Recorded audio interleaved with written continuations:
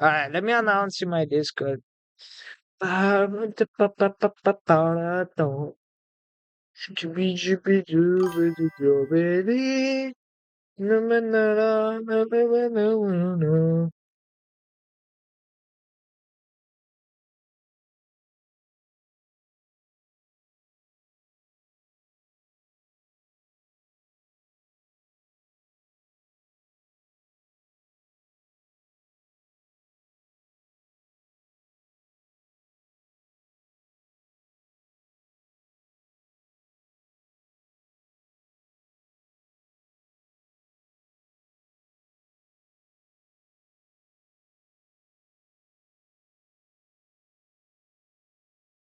Skip it,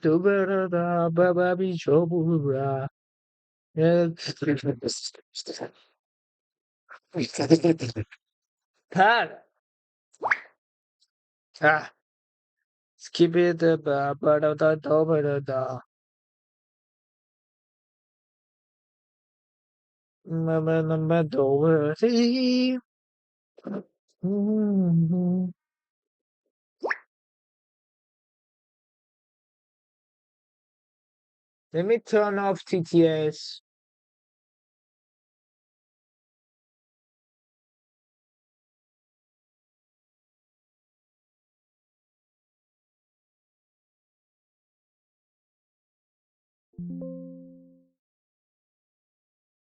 I'm gonna delete TTS for now.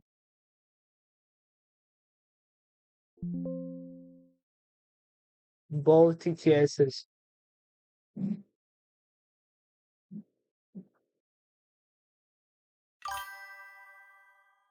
Yo, Kitsune, what's up? What's up? What's up? What's up? What it? Arakama Twitch label video capture. How are you, chat? Good. What about you? I'm doing fine, bro. I just wanna check on my boy Jinxie before we start the stream, bro. Bro, the past few days I haven't been streaming. I'm sorry, bros. It's just I totally fucked my routine, bro.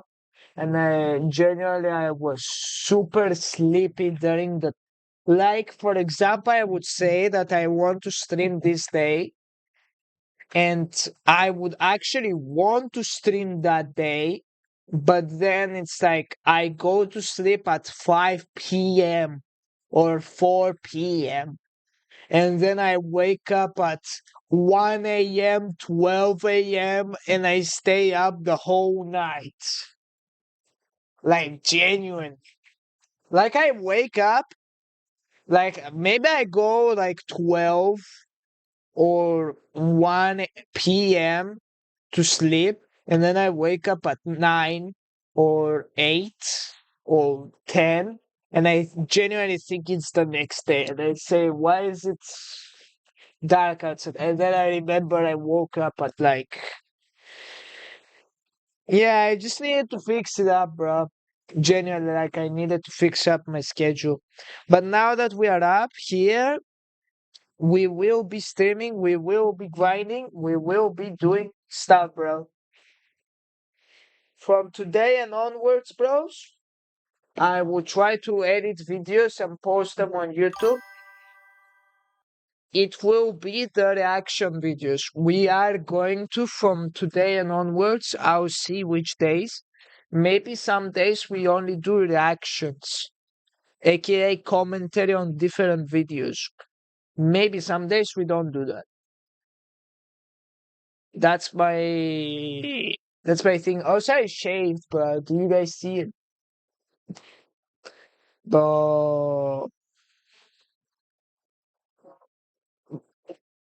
also, I see only one viewer, which is kind of bad, but still okay. I kind of wanted to check on Jinxie, bro. I watched this. I watched Jinxie exactly before I started my stream.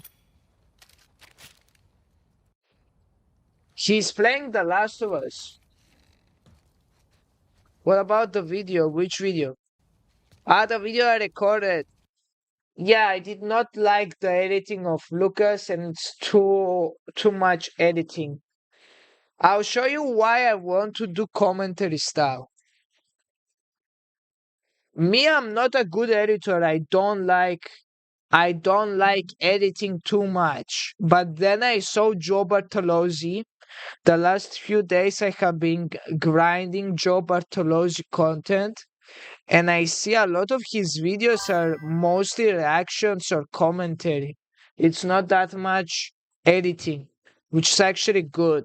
And I kind of feel like it's still high quality video. It's still pretty good. The evolution of weapons from rock to nuke. Let's go. You see, like, It's just like a fully silent video the whole time. it's just commentary on top of a really good video. You watch the video, you watch the commentary. That's what I will be doing. I've always wanted to do that, but never had the ability.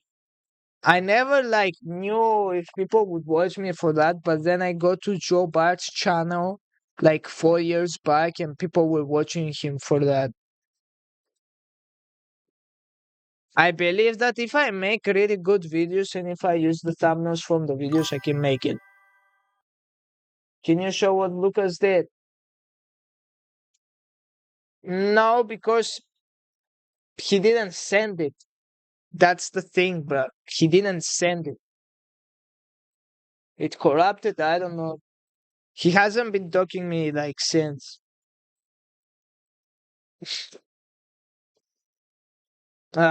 I might mute chat just because I kind of don't want all of these effects popping up. Alert box.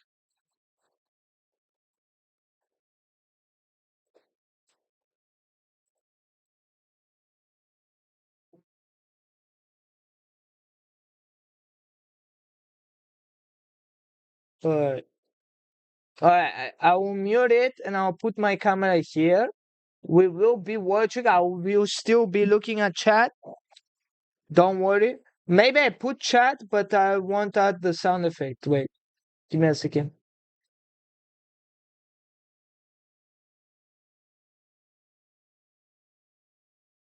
Wait, let me type some shit.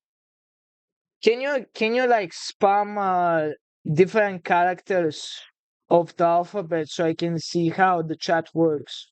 If it's on top of my face cam or not. Can you do that real quick?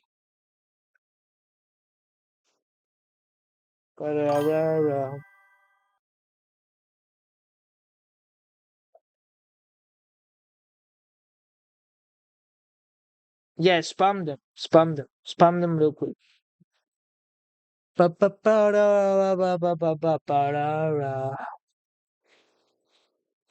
Alright. Yeah. It's good. It's good. It's good. Yo, Ketchup, what's up, bro? What's up, my boy? Yo, guys, I will be making more like Joe Bart style videos, like commentary style videos.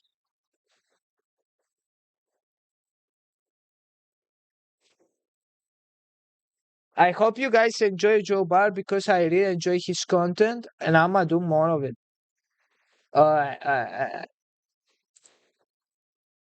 Let me check up on Jinxie and then we will do a segment. Come and let the Barts out. But he's still here. 86 stats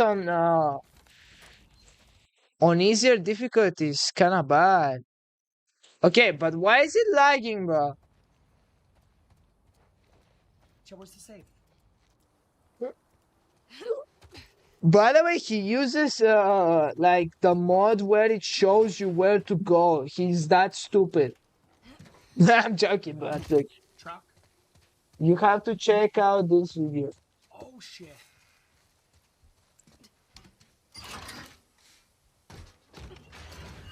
Oh my god, no!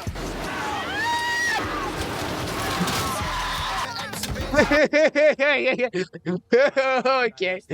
All right, bro. What is this? But this looks like some shit you see in GTA, bro. What the hell? Yo, should we react to this? Yo, Loki, this is actually a good video. But this shit is amazing. Should we react to this? Should I make this into a YouTube video? This guy is so underrated. Wow. Also, guys, say hi to YouTube. This will be probably a YouTube video. If you guys want, you can say hi to YouTube. Uh, but I like genuinely the graphics feel here like I'm watching GTA. but it genuinely looks like GTA. Okay. Let's react to this. Destroying squatters' home. Shit! Destroying squatters' homes prank. Lock in. Type in lock in. I can't, bro. Like, first 2-3 seconds of the video, bro. What? SpongeBob? Bro, what the flip is SpongeBob doing there?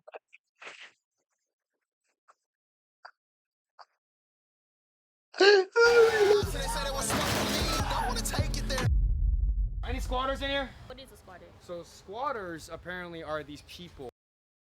Okay. Why are you look like a squatter? What does this guy mean, bro? Like, bro, if I was on the counter and you asked me if I saw any squatters, I would probably think you were a squatter and you would join them. Like, brother, why are your titties sticking out? That lit.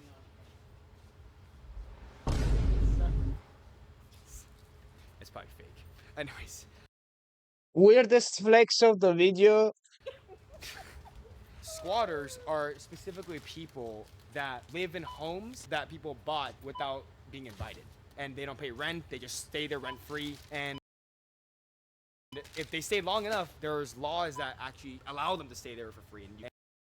That's crazy. In California, if you live in a house and the other guy doesn't live in it, but if you live in it and you don't own the house, you just live in it, you're just a homeless guy who, like, technically you're trespassing, but if you do trespassing for a long time, you technically own the house. You understand how stupid this is?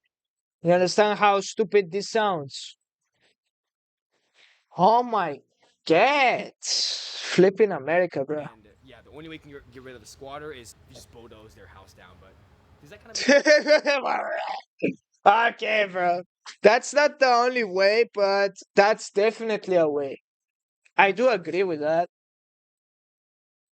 That's probably the best way. make sense? Yes. Repeat to me everything I said. Basically, there's somebody. If you invite somebody in your house, they stay a long period of time. You cannot legally kick them out. Okay. You ever heard of them or? You don't invite them. Oh, mi habla español, pero no bueno.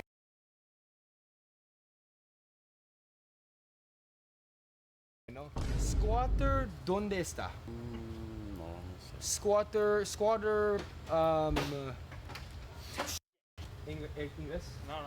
No. How about sign language? Boy, I swear, there's one guy who looks like that in my school. I swear. Boy, exactly like that. And he's like the sweetest guy ever. I asked him for Wi-Fi. Now I have Wi-Fi, but whenever I was more poor and I used to ask people for Wi-Fi, bro, this guy would give me the Wi-Fi. Not every time because he's like a fucking dickhead, but he would give me the Wi-Fi. Like I would be in English class watching fucking One Piece, being at like episode 222 in Ennis lobby, watching flipping Luffy beat that Jaguar Lucci ass butt cheeks. Wow, this guy like in the front, bro. W that guy. There's so many in this little part of Arkansas. One of my buddies actually, he went to go on vacation not too long ago, and 2 months ago. yeah, Look at that drip. Let's get it. If you're in a hood, bro, they would flipping kill you to death, bro. ago, and they moved in the second he left. So how do squatters even find these homes? Like, what is they? Go around, knock on doors, no one answers. That's really cool, bro. Like, why don't I move to California and just like squat like a mansion? If they want to kick me out, I'll say like I'm taking care of the place. Can you imagine, bro? Go right on in. And They just break through. Yeah, and the laws here, like if you're there for 30 days, it's something. Are you serious? Where do I find squatters in? Look for- Straight down that road, usually in the houses. That's like the craziest shit or ever. houses that are like crumbling down, where you expect no one to live. Do that video, bah! They're in there. Do you guys know? Like, can you guys take me there, or like, I don't know if you guys know. Yeah, we could. Yeah. Yeah, is this desktop audio good enough? Well, let me check. Is this desktop audio good enough? Well, let me check. Is this desktop audio good enough? Well, let me check. Is this desktop audio good enough? All right, guys, this is it. We drove an hour and a half to the first spot, which is squatter number Yeah, it's one. good, We're it's gonna good. break the windows. We're gonna go crazy with it. Okay. What the hell? Also, is the mic audio good? Well, let me lower it. Is the mic audio good now? Is it okay? Come on in. Oh my gosh, dude. How do you even? Let me rewind. Sorry. First spot, which is squatter number one. We're gonna break the windows. We're gonna go crazy with it. Okay. What the hell? Come on in. Oh my gosh. Minute. This still kind of feels a bit bad. But nah. But technically, you're ruining somebody else's house. The squatter is just living there temporarily. Like, you're just ruining somebody else's house, bro. Come on. How do you even drive this thing? Look at this thing. This is like a whole like. Asian driver over here. I gotta go first. Yeah, I got. I love the freaking bulldozer, bro. I'll put you in the field over there. Oh really? Yeah, I'll put you right there. All right, put right there. Green button. How do you even move this thing? Gentlemen, behind us is a scamming ass. You know what that means, boys? Today we take back what's ours and we go in that. We raid it. Still, bro, like, you're still ruining somebody's home. I like, if that was my home and the squatter was inside there, like, thank you, but no thank you. Like, I'm suing your ass, bro. I don't give a fuck if you got the squatter outside of my house. If you ruin that shit, I'm suing you. You understand me? The squatter, guys, is in that home right now. She's staying at my friend's house for like six months with no rent. She actually didn't ever paid rent, so no rent paid in 6 months. And I have an investor. He wants to buy the property and put hotels on it, so She's got to be gone. Squatters on three. 1, 2, 3. Alright, if he wants the, like, house gone, that's fine. Squatters! We gotta be quiet. We gotta be Investor, alright. Look at this, bro. I can't. Nah, bro. Nah, I don't wanna sound racist, so I'm not gonna say it, bro. But look at the investor, bro. He looks like a capitalist.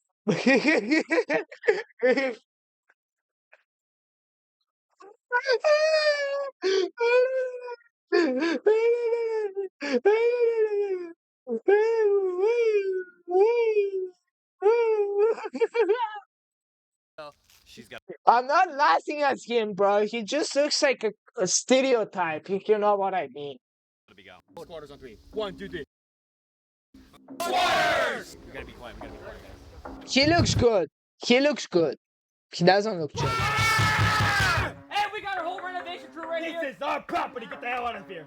No! You gotta go. We got We're a the whole- owners. We have a whole renovation crew. Bro, she looks like an NPC, bro.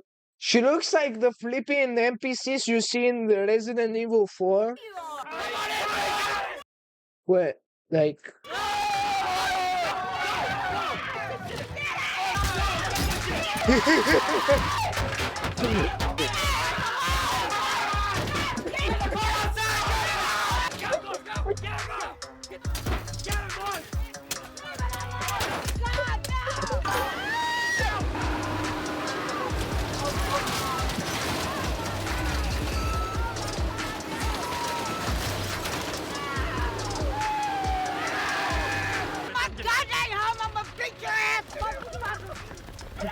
As you know, we have successfully destroyed house. Peak video, bro. Peak video. Oh my days, bro. This shit is the best thing I have seen in a month. I'm not even kidding, bro. Maybe not in a month, but the last 7 days. Probably peakest video. Ketchup, really peak video. Bro. Number 1. You know what that means? Got house number 2 down there. Let's go right now.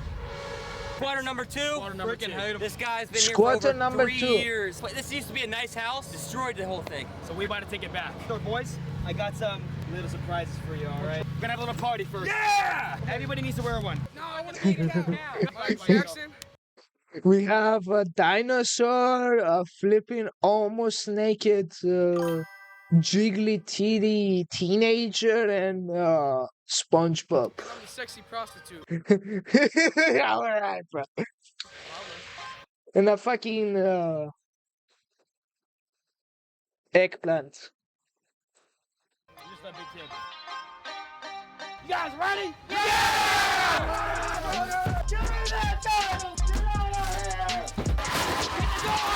Oh, this guy actually seems okay. Nah, he seems kind of crazy, but like, I don't know. It's just like, whenever I see him like struggle, it like makes me sad. I don't know. Give me a squatter! Oh, baby, don't do that! Go! Shoot me out, buddy, I don't give a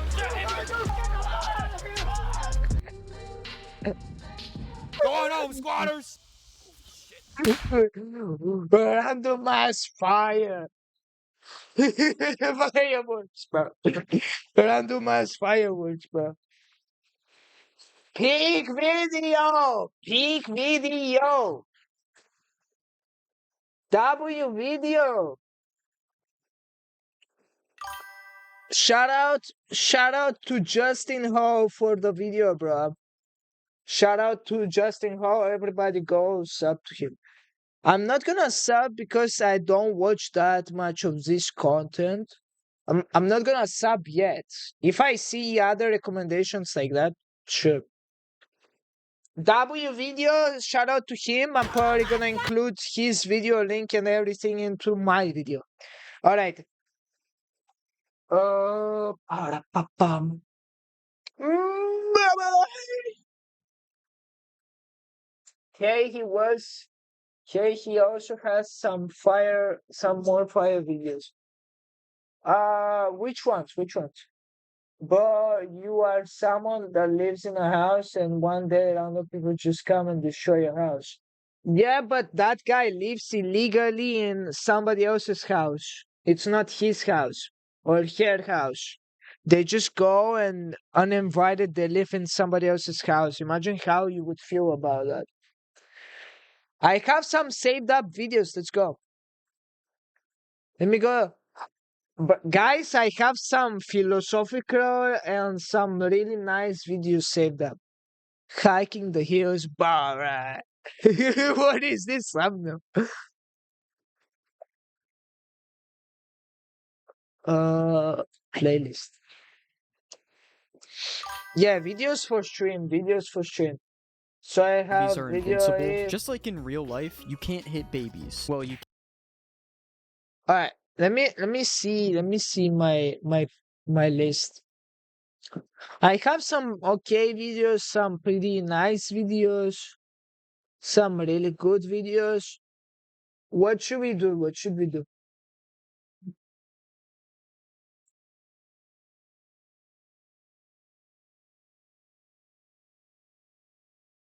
What should we do? But I kinda wanna do this video. This video seems really nice. Every angel in the Bible. Every angel in the Bible drawn and explained. Would that be cool? Or why did philosophers hate women? Or the player who learned they aren't real. Bruh, so many really good videos that I wanna watch. Let's just start with a philosophical Bible video. I wanna do philosophical and Bible I wanna do philosophical stuff. I wanna do stuff that makes me learn new things. I wanna do stuff that I can rant about. I wanna rant about. And stuff that genuinely makes you also guys like This is a map of understand every stuff. Understand stuff better. Alright. Every angel in the Bible drawn and explained by Bible animation.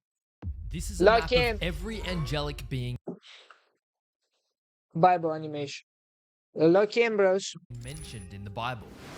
When you think of an angel, you probably see something like this. White Yeah. fluffy wings, a floating halo, and long flowing hair. But it turns out that the real angels mentioned in the Bible are nothing like this at all, but are actually so much cooler. This video is going to be a bit different to the other videos on this subject, because most people when exploring angelology draw reference from the apocrypha or later mythological or traditional sources. But today we've analysed everything the Bible says about angelic beings. Why is there a well? Why is there a well in the fiery pool? What is that? I don't know. What is that, bro? So unless stated as a theory, everything we'll discuss But this looks so cursed, bro.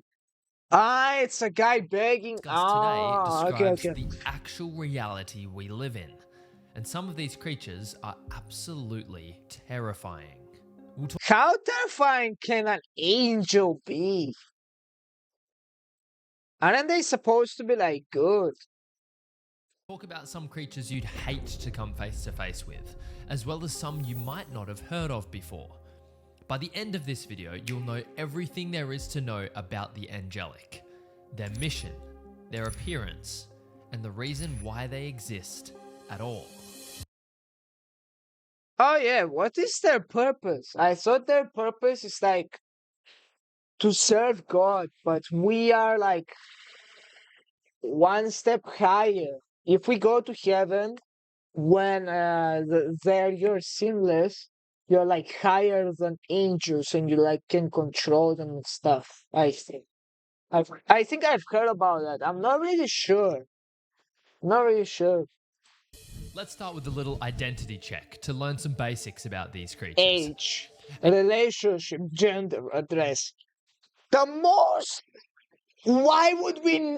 How does an angel have an address, bro? How? Aren't they supposed to be genderless, addressless? What is their relationship status? Yeah, imagine an angel is single or taken. Oh yeah, I'm Archangel Michelangelos, and I'm taken by Archangel Michael or Christiana. And age, imagine 5 years old. What are we talking The about? angel kind are not eternal beings. We know that because God created them before he created time and space. It says in Job that the sons of God, also translated as angels, sung for joy as they watched God lay the foundations of the earth. Although they're not eternal, they are immortal. There's a difference. Eternal means you've always existed and have no beginning. Immortal means that you did have a beginning, but you don't naturally degrade or die. The angels, therefore, are not destroyed when they rebel. Technically, I'm immortal till tomorrow, bro. I don't degrade or die till tomorrow. Think about that. I'm only not immortal when it's like long term. When it's short term, I am. Think about it until I'm getting like hit by a car. Or I play Russia Roulette, I just hit it. Bah. Instead, they are imprisoned in the abyss, which is a super cool concept we discussed in this video. The angels also don't marry or reproduce like humanity does. Why did you not like explain it, bro? Come on. Single bar. We know this because Jesus in the Gospel of Matthew said that in the resurrection, us humans will be like the angels, where we no longer marry. But things start getting a little complicated when we look at these other details. Almost every time an angel is referred to in scripture, they are given male pronouns. 2 of them we know have male names and are described Kinda sexist. as such, but there's a strange passage in Zechariah that implies the existence of female angels as well. This is far beyond my pay grade, and I don't think we'll ever understand it until eternity comes to pass. Angels exist all around us, but they primarily So convenient for you. Nah, live in an unseen realm. They affect our reality, but often in invisible and unnoticeable ways. Yeah. The angels primarily live in the spiritual realm of heaven, but as we'll explore in this video, there's a bit of a hierarchy of angels. Some are sent to earth to serve humanity, other, more prominent angelic beings are stuck in heaven for reasons we'll explore shortly. The first group of angelic beings we'll meet are the beings you're probably most familiar with, and here's what we know about them. Now, we spent some time trying to come up with a cool name for this category of angels, but never really landed on one. So we're just going to call them common angels. If you're ever lucky enough to encounter an angel yourself, it's probably there for one of 3 reasons. They could be bringing you a message from God. The word angel literally means messenger, so this is the most common of the lot. Imagine you actually get sent a message from God and he just says, "What's up?" Can you imagine? Alright. They could be sent Hide this, bro. to Hide perform a this. specific action or miracle. Or worst of all, they could Imagine an angel comes for you and kills you. be sent to carry out God's judgment on you. Yippee! Messenger angels are spotted all over the Bible. A messenger angel appears at the empty tomb to announce the resurrection of Christ. Another appears before Philip, directing him to meet the Ethiopian eunuch on the road in the book of Acts. Another appears to Cornelius, telling him to send for Peter right before the Gentiles receive the Holy Spirit. In fact, the entire book of Revelation is one giant message from an angel to a human. Messenger angels are by far the most common angel, because it's literally what the word means. Gabriel is the only messenger angel who is named. The first of 3 named angels we'll meet in this video. Don't they have names, bro? Like, you're just angel number 568. Can you imagine, like, number 568, come to the throne? Yes, God. Yeah, I want you to like go to one guy named Paparis, and I want you to tell him that he's chosen by God to carry out my will. Okay, God. Named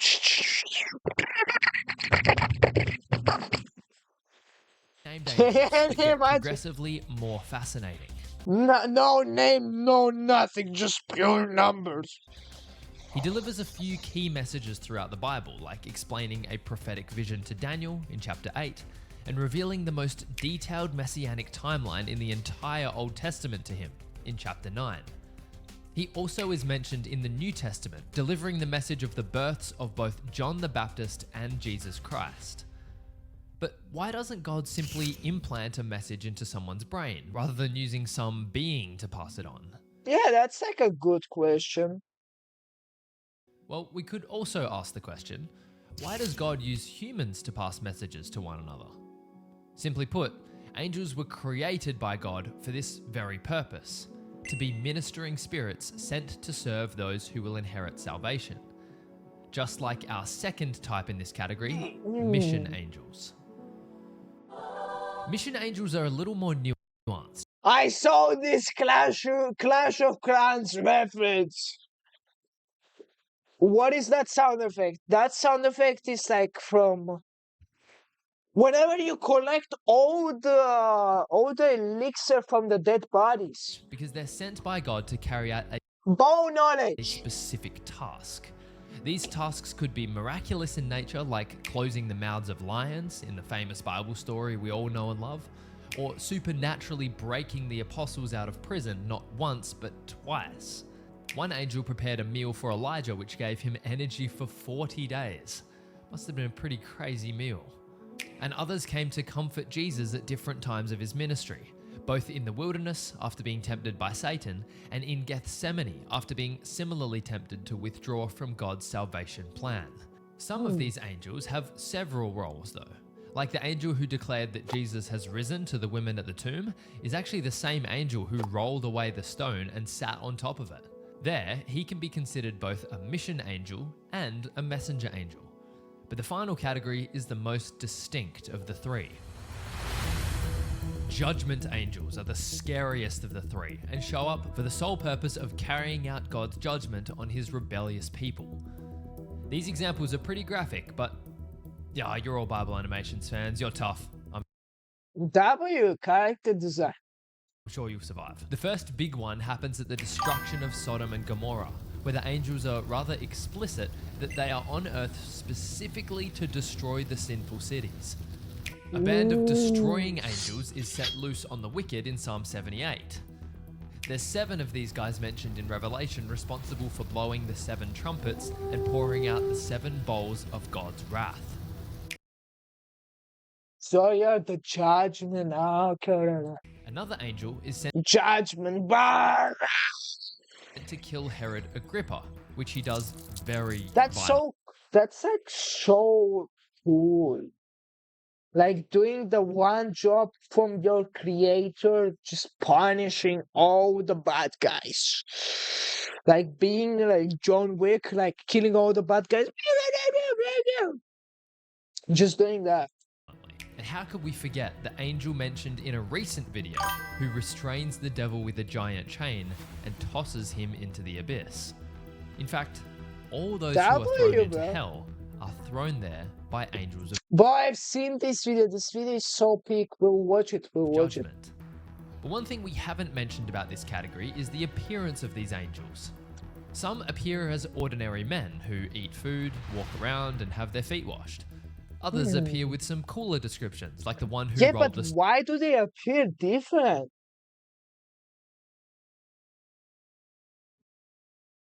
Why do they appear different? Chat. Chat.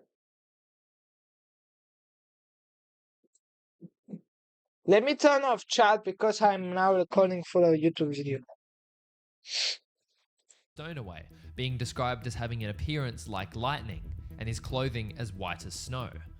Then others go all out, like the I one feel who like some of this stuff is over exaggerated, to be honest with you. Like I'm Christian and all, but I just feel it's exaggerated. appeared before Daniel. He appears as a man with bronze skin. His body is like beryl, which is a shining crystal-like mineral that reflects light. His face So just a black guy. had the countenance of lightning.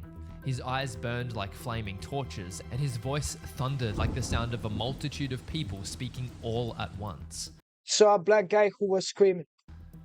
After seeing such an amazing sight, Daniel promptly face plants into the floor in shock. Daniel's companions, who didn't even see the vision, end up running away, obviously concerned. Of course, I'm making fun of this, but I just feel like some of this stuff here is over exaggerated. That there's something big going on. God doesn't seem to be using any detectable formula when sending these angels. It's not like the most powerful missions are sent in the greatest glory. because the angels who destroyed Sodom and Gomorrah came as plain old humans. But our next category of angelic being is unlike anything we'll see in this entire video, because it's an entire category for just one angel, the Archangel. Whoa. It's a role that's mentioned only once in the Bible, yet it's a title that's used all over our pop culture. If you've ever played Dungeons and Dragons or read a celestial fantasy novel, you've likely heard of this title, but only one angel is ever called this in scripture. I live in Greece, so this angel is probably called Archangelos Michael. In Jude, one of the smallest books in the Bible, we read what may be one of the most mysterious verses to ever grace my eyes. Probably But is. even the Archangel Michael, when he was disputing Bow knowledge! Bow knowledge! with the devil about the body of Moses, did not himself dare to condemn him for slander, but said, "The Lord rebuke you." I'm sorry, but I do not understand any of this. Like, you gotta explain it, bro. Like, I genuinely hate it whenever people pull out Bible verses because I genuinely don't understand them. Is that relatable, chat? I don't know. It's just I'm not like a religion major. I'm not a philosophy/religion major in 5 years in university taking my bachelor's in religion and philosophy. I don't know what that means. It's here that we get the name of the angel and his title in a neat little verse. Michael the Archangel. Although this is the only time he's mentioned to be an archangel, there's actually a great deal of information we can gather on the ins and outs of Michael's responsibilities.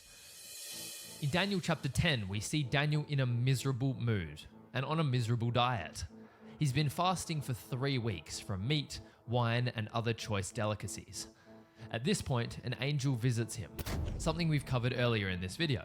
But what's fascinating is the journey the angel took to get to Daniel.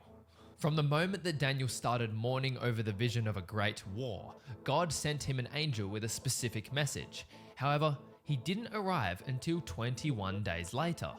For the 21 days Daniel had been fasting, this angel says he was delayed by the Prince of Persia. An angel? What the hell? What? No way the Prince of Persia looks like that, bro. What? Was delayed by a human prince? Well, no, actually. This Prince of Persia is a demonic prince, the ruler over the Persian nation at the time. A battle raged between this messenger angel, the Prince of Persia, and various other kings of Persia for 21 days. Hence why Daniel's answer was delayed. But the angel didn't have to fight alone. He claims that Michael, the prince over Israel, the same archangel mentioned in Jude, came to support him in his fight. But the messenger angel doesn't stick around for long, as he heads back into the fight to provide backup to Michael, saying that the Prince of Greece will come to back up the Prince of Persia. It's kind of funny to think about God dispatching this angel, then allowing a demon to delay him just to organize a tag team match with Michael against... I kind of lost the plot. I'm just now watching. I don't know. I have some ADHD. I don't know. the Prince of Persia and the Prince of Greece. It just goes to show how little we know about the spiritual realm. But who are these kings and princes? The Bible says our struggle is not against Yeah, but flesh and who is this Prince of Persia, Prince of Greece? Definitely, who are they? blood, but against the rulers, authorities, and powers of this dark world. There are demonic princes granted power over various individuals, communities, or even nations, like Persia or Greece. But the demons aren't the only ones with power.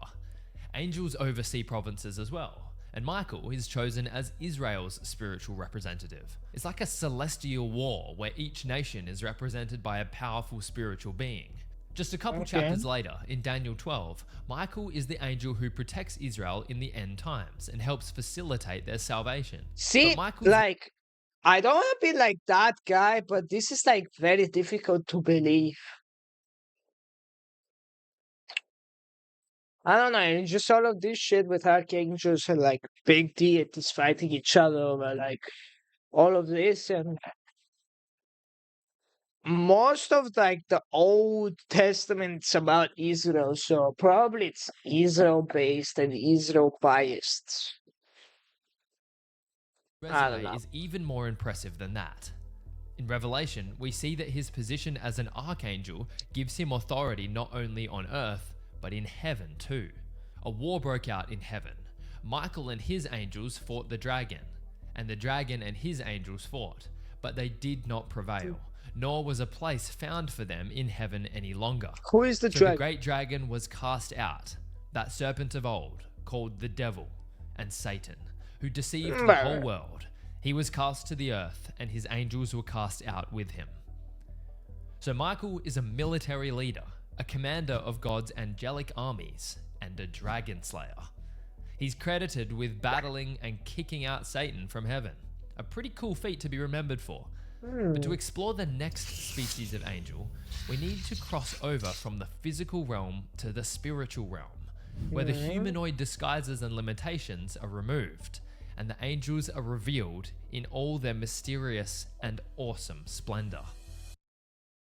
See, I don't like really understand how are you getting like they seem like circles and I have seen them. How do you know that they look like that, bro? Like how are you sure?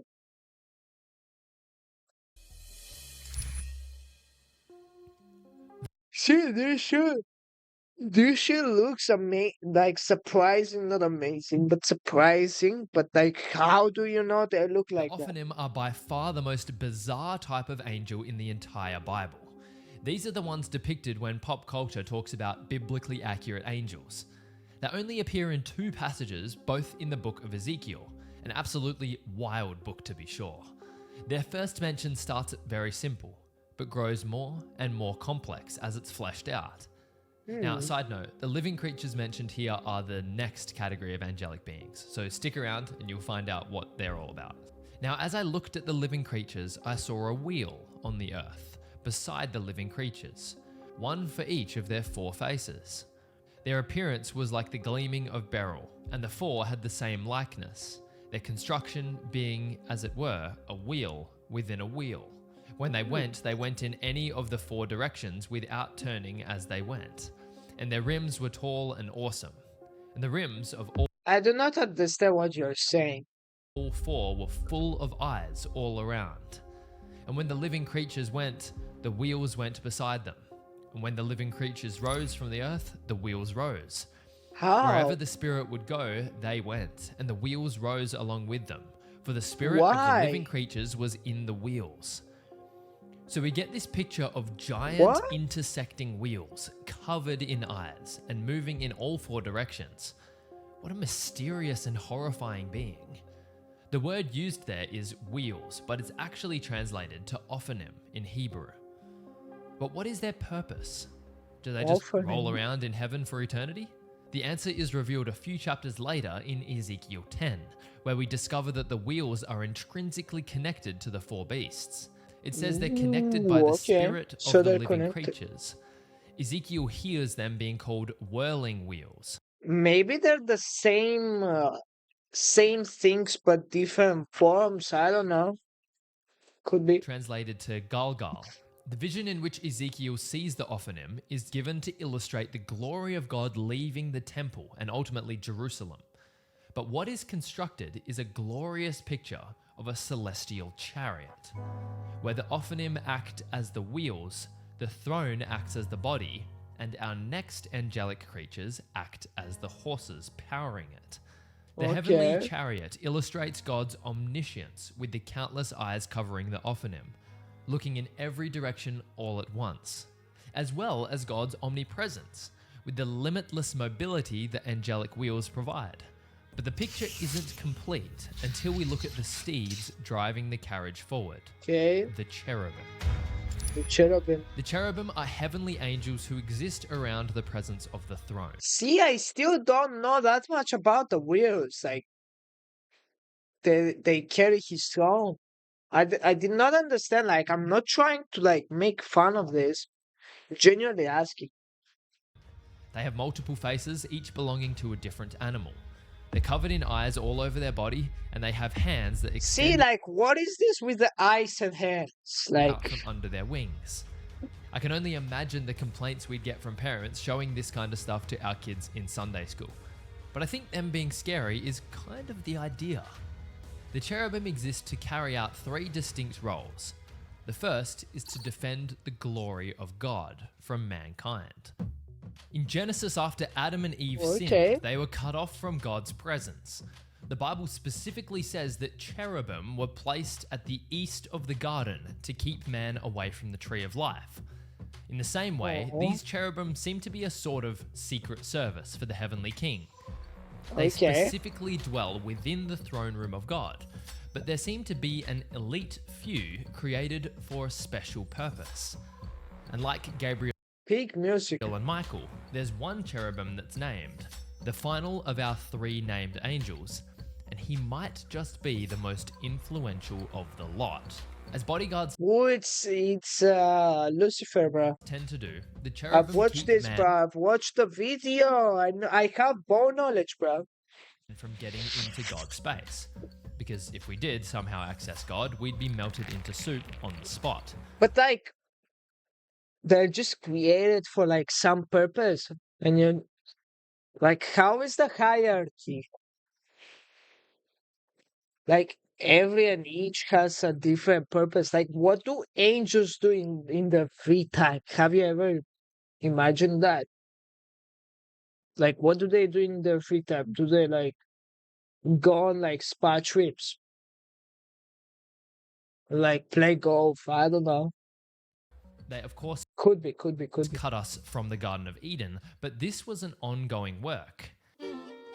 Ezekiel sees a vision that we've mentioned that's all about the removal of God's glory from the temple and eventually Jerusalem, indicating God had left the land of Israel for the time being.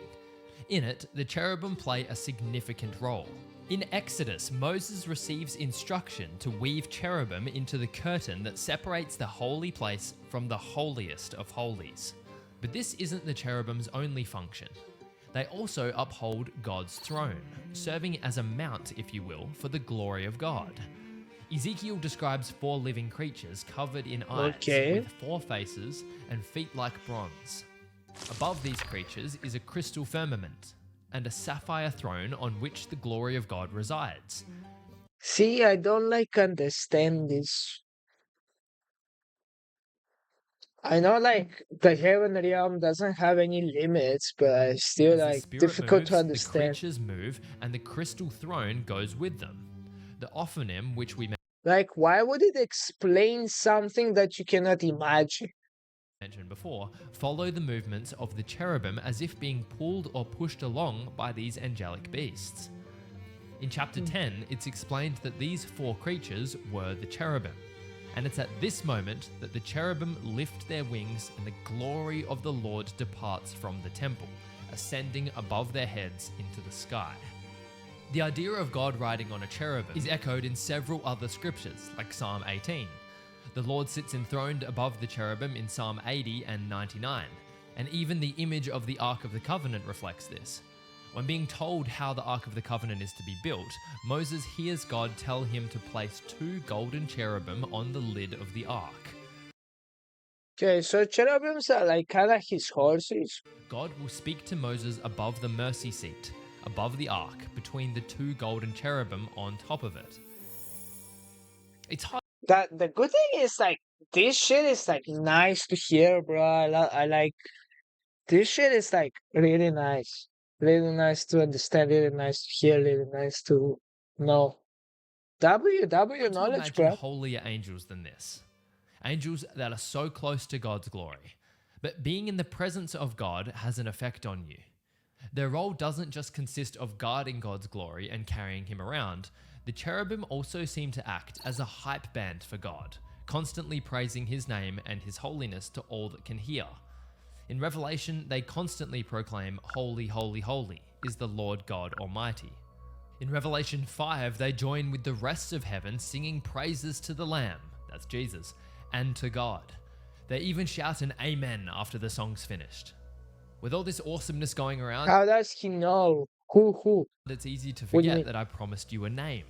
The name of a cherubim that should surprise you. In Ezekiel It's Lucifer, bro. It's 28, Lucifer. we get insight into this unique figure.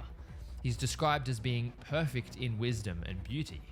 He's an anointed guardian cherub placed on He's so perfect that he becomes the devil. He becomes the most imperfect.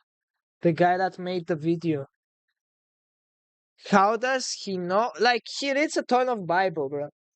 Like, everything from here is from the Bible, but like, he makes cool animations. That's kind of the nice. holy mountain of God. He was blameless in all his ways from the day he was created. But something happened to him. He became prideful and was cast down from his exalted position, becoming something else entirely. If you hadn't caught on, this cherubim is Satan, the great serpent, the dragon. Perhaps that's why he took a reptilian appearance, because like the other cherubim, he looks, or at least can look that way, in the heavenly realms. This section in the NKJV describes Satan as having timbrels and pipes, which is where we get the idea of him being a musician from, a lead worshipper in the presence of God.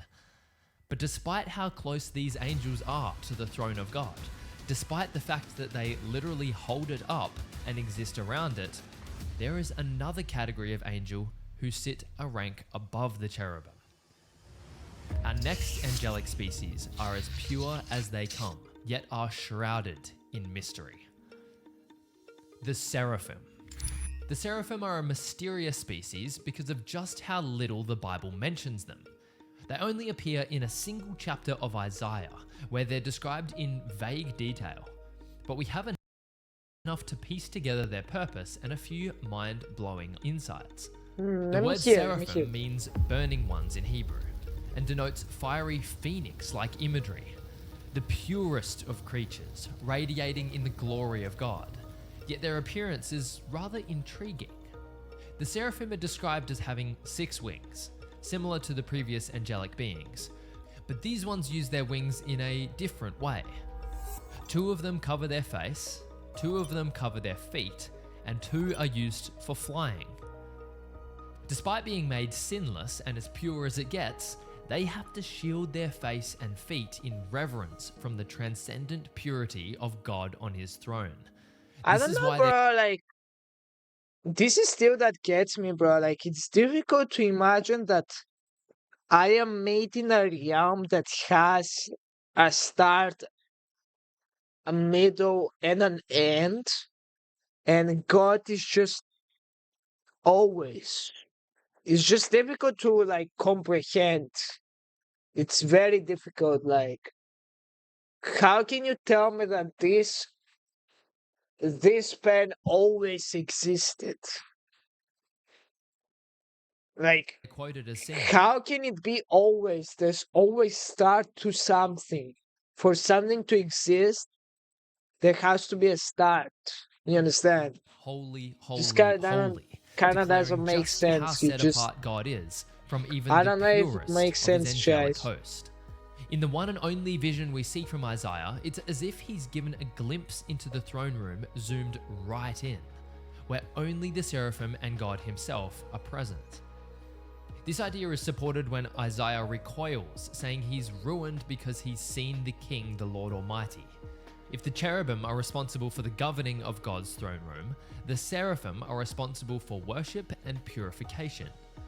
The cherubim serve as guards, keeping humanity out, whereas the seraphim extend a burning coal to Isaiah, purifying him of his unclean lips. It's hard to imagine an angel category closer to the throne than these ones. But there is an so they're like the bishops. angel that has seen the face of God. An angel that is completely distinct from all other angels and wields more authority than the rest of them combined. An angel that doesn't just drive the throne, doesn't support the throne, and doesn't even worship around it, but takes a seat right next to God himself. The final category of angel is really no category at all.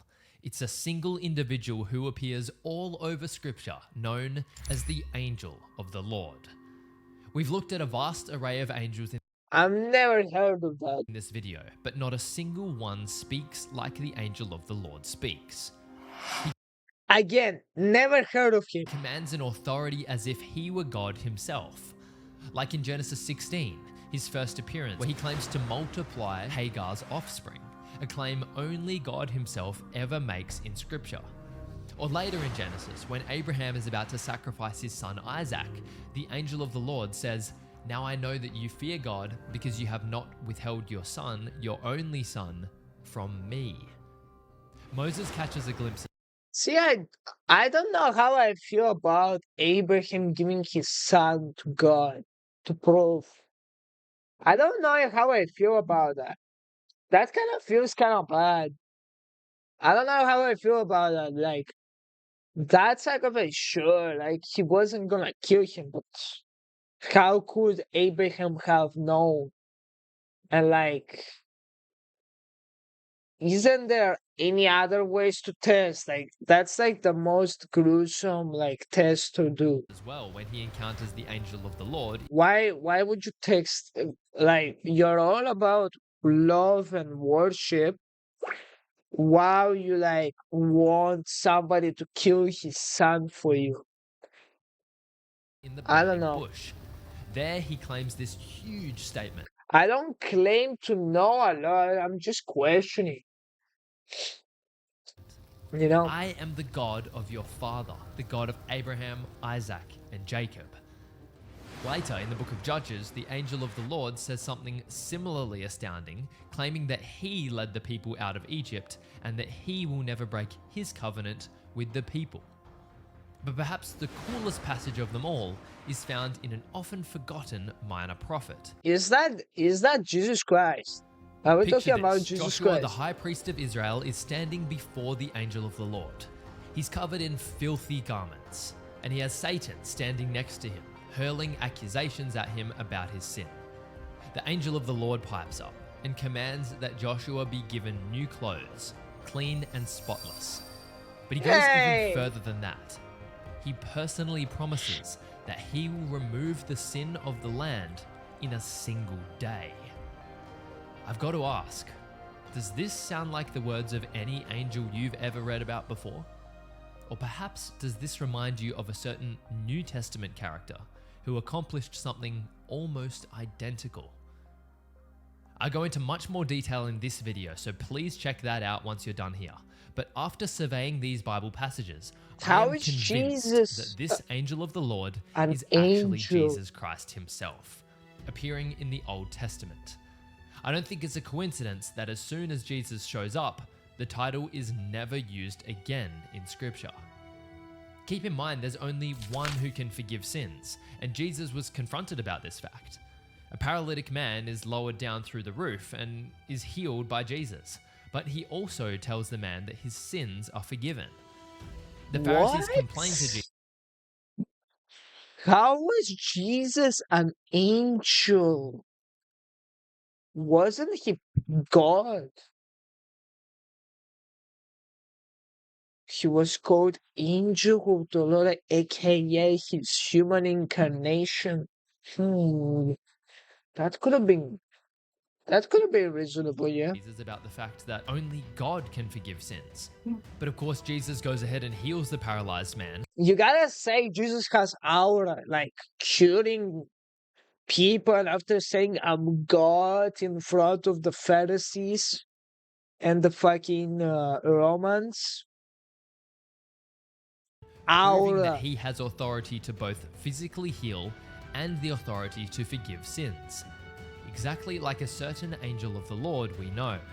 Jesus Christ appeared as an angel in the Old Testament to carry forward the great story of God's redemption plan. A story he'd been weaving throughout history from the moment sin entered the world.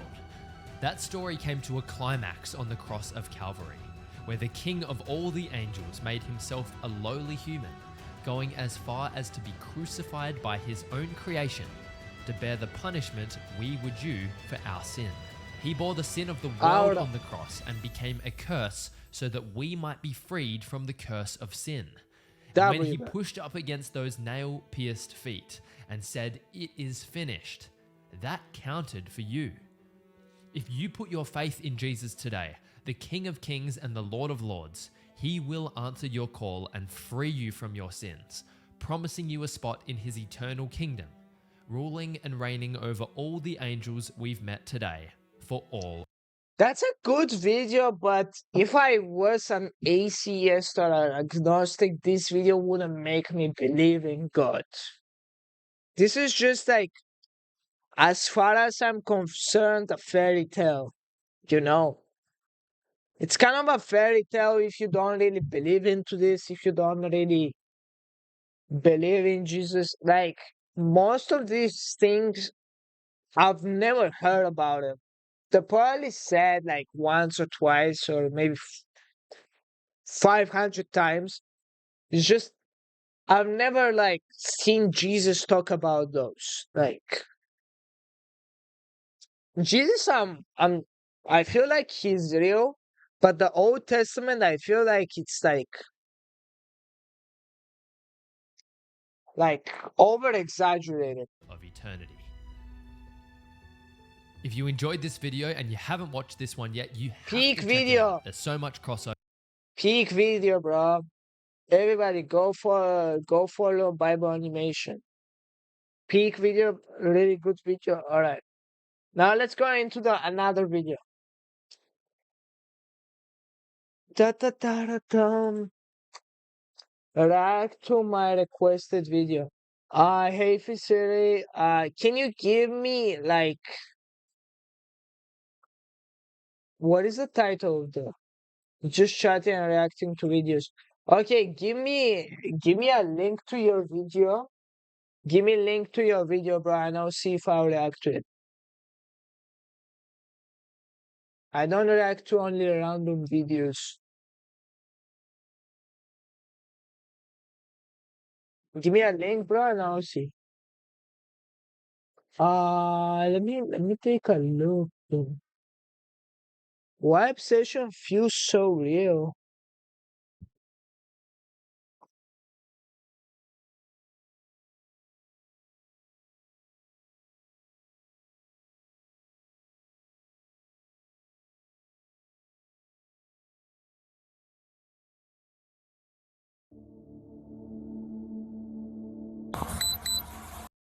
Hmm.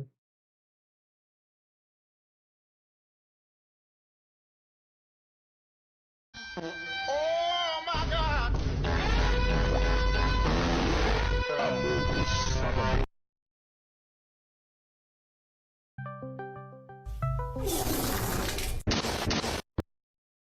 I'm not reacting to this.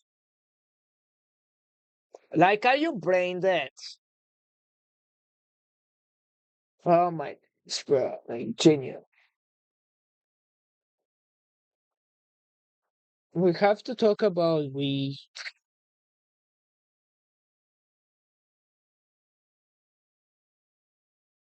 Ooh, this would be a nice video to react to.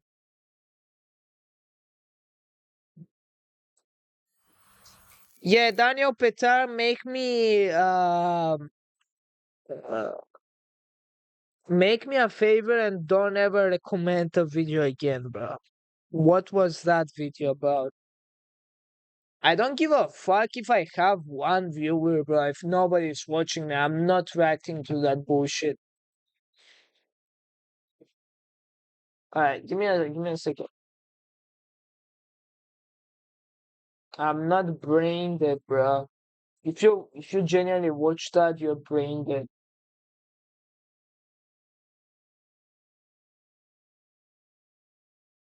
Just random ass fucking effects and cuts and everything, bro.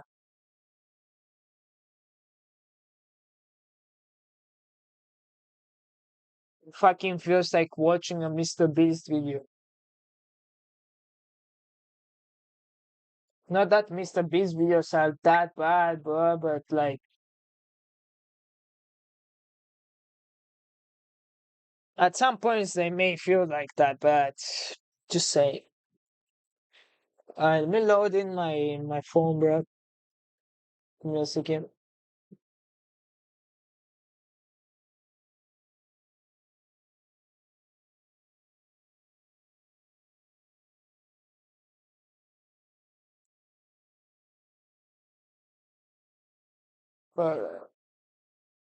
Okay, let me load in. We have to talk about weed. Let's look in. Okay. We have to talk about weed. Let's look in.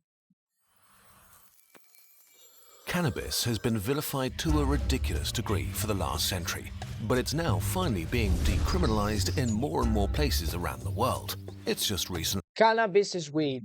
been legalized in Germany, and for very good reasons. Compared to legal drugs like alcohol, which will cause 1 in 20 deaths just this year, cannabis is pretty mild.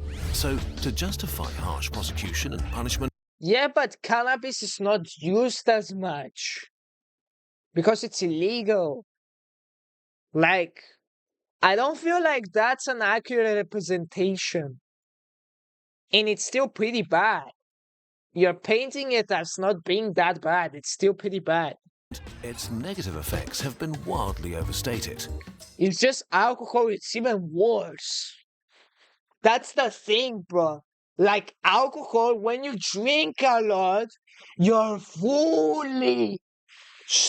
like fully stupid. You're either like fully stupid and driving a car and crushing, or like hitting your wife for no reason, bam, bam, bam, and you just kill her for no reason. Or you're like fully drunk and you start attacking people and they just kill you. Naturally, there was a lot of pushback When you're high, you're just like in the state. and here something went wrong. If you followed the discourse over the last few years, you might have got the impression that Weed able to prevent cancer. I don't think, has bro. almost Understand your dog with weed. only What? upsides and few, Stoners live longer. if any, negative side effects. We ourselves contributed to that narrative. What made this worse is that criminalization made it very hard for scientists to study cannabis, especially its long-term effects. See here, I would say make it not illegal for scientists to study weed. But then you have to be really sure who studies it and who sells it. Because I'm really sure the Italian mafia would sell it. They would like make an Italian cooperation code. Italian not mafia selling weed to cooperation.scientific.com. And they would sell it. They faced bureaucratic and legal hurdles, and studies often had to rely on small sample sizes. In the last few years, this finally started to change, so it's time to bring new evidence to the discussion. And, well, it's not pretty. While weed is still much less harmful than alcohol, it does have a dark side. It is more addictive than we thought and can have significant negative effects if you use it. Yeah, like if you're addicted to weed, at one point you just get more and more and more, and then it's kind of like any type of addiction. Any type of addiction, you can get addicted to anything, bro. If you get addicted to anything, bro, like it's still pretty bad. Video games, looking better than others, makeup, alcohol, weed, drugs, porn. Long term. It seems that. What are you doing? Before you tell us how dumb we are, Duolingo! please watch the video. To be crystal clear, we think prohibition doesn't work and cannabis should be legal, but this also means that we need to treat it as what it is, a drug, with unique upsides and downsides. So let's take an honest look at some. I've never tried it, but could be really nice to try it. I'll see. I turn 18 in 6 months, so I'll see. Some of the latest research together. Weed is getting stronger and stronger. Cannabis's magic juice is tetrahydrocannabinol, THC. It docks on your cannabinoid receptors, which affects various brain functions. THC activates some regions and calms down others, creating a fun cocktail of sensations. The more THC, the more intense the high. and people seem to be into higher highs, or at least this is what the market is providing. In the US, Canada, and in Europe, the concentration of THC in legal and illegal cannabis products has more than doubled in the last few decades.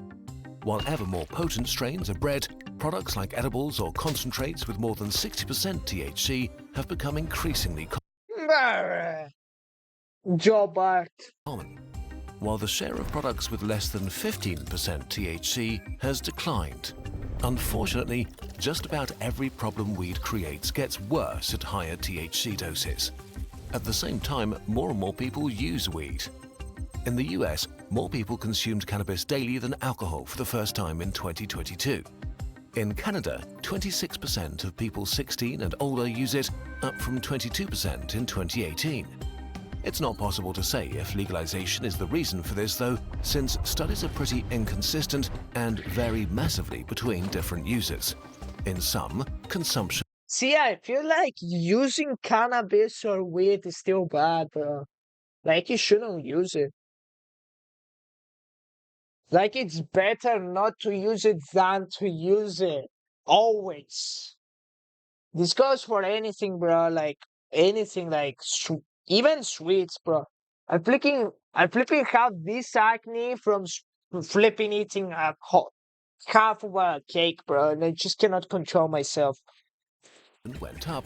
My in days. others, it stayed stable, and the trend to use more weed began in the early 90s and sped up in the 2000s, way earlier than legalization. So today, more people consume more weed than ever before in the last century, and it's the strongest it's ever been. What are we seeing as a result of this? Let's start with something that used to get you laughed out of the room: addiction. Weed addiction and withdrawal symptoms. A big narrative about weed is that it's not addictive, or at least not that big of a deal. And for most people, this is true. Studies clearly show that the majority handle it well. For 8 out of 10 using weed, it's just a casual high and not problematic at all. So that's nice. That's good. About 2 in 10 users develop a cannabis use disorder, or CUD. CUD has 11 different symptoms, from the inability to stop when you've had enough, to using it when you know it will have negative consequences, to tolerance and withdrawal. They can all basically be reduced to you're doing it too often, even if it's bad for you, and it's less fun than it could be. There are 3 major risk factors Isn't that everything? You're just kind of like smoking, but you're high. here: the amount of THC, how often you consume, and your age when you start using cannabis. Imagine you're like 5 and you use weed. Forever. You gotta be like peak degeneracy. Imagine you're 10 and you use like you're like 4th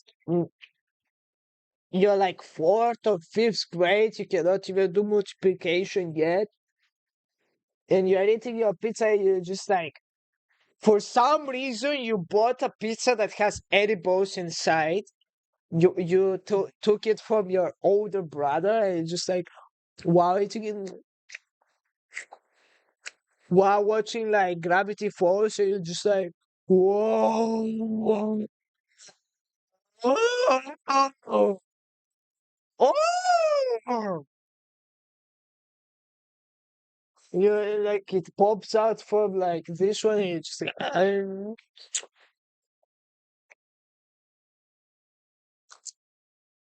The more THC, the more often, and the younger you are when you start, the higher your risk.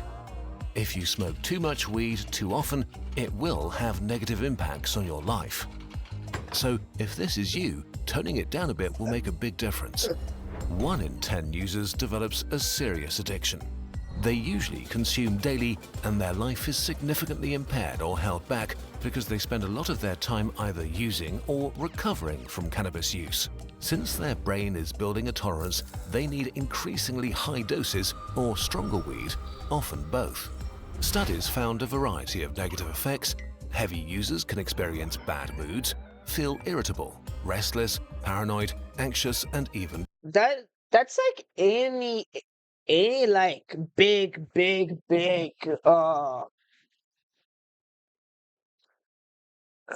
I don't even fuck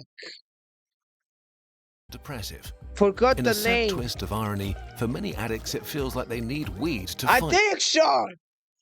the symptoms. Maybe it did actually help at first, while in reality it makes those symptoms stronger and more persistent. Studies also And yes, I did shave, bro. Why are we saying this? found that loneliness and frequent cannabis use go hand in hand. If you feel lonely, you're more likely to use weed, and if you use weed, you may experience more loneliness. It's not always easy to say which came first, but they seem to reinforce each other. So on the one hand, cannabis makes loneliness feel much less I feel like a lot of people use it though while being in social settings. Like you're like with the boys and they just give you weed and you're just like whoa. Whoa. Or you're like with your girlfriend, she takes off her bra and you just see like ooh, extra good titties because you're like high and you're just flying through the air while getting titties in front of you like bad. On the other hand, it can also make you feel more socially awkward than you actually are and withdraw from friends. This can lead to a joking. downward spiral that ends in self-isolation and chronic loneliness. Another thing many people who consume a lot experience is a mental numbness that makes boredom feel okay because it impacts the reward system of your brain. Not great, but good enough. You can spend your days killing time binging mildly interesting stuff, being numb rather than having fun. Boredom is a signal to your mind to get creative or learn something new, but this is suppressed. This also makes quitting so I much don't feel like you feel boredom, you just feel depressed. harder because your daily routines suddenly seem boring and unexciting, making it very tempting to go back. If you find yourself using constantly, this can also stunt your development as a person. The numbness dulls bad feelings, making it easy not to deal with them. But in life, you can only get over bad feelings if you actually feel them, and you have to process them to grow. Yeah, you're like, at one point you're gonna build up all of these bad feelings that it's gonna like kaboom you. You're gonna like build up while also having depression, anxiety, and everything from weed. You're gonna build up until you don't have enough money for weed, and then you BAM!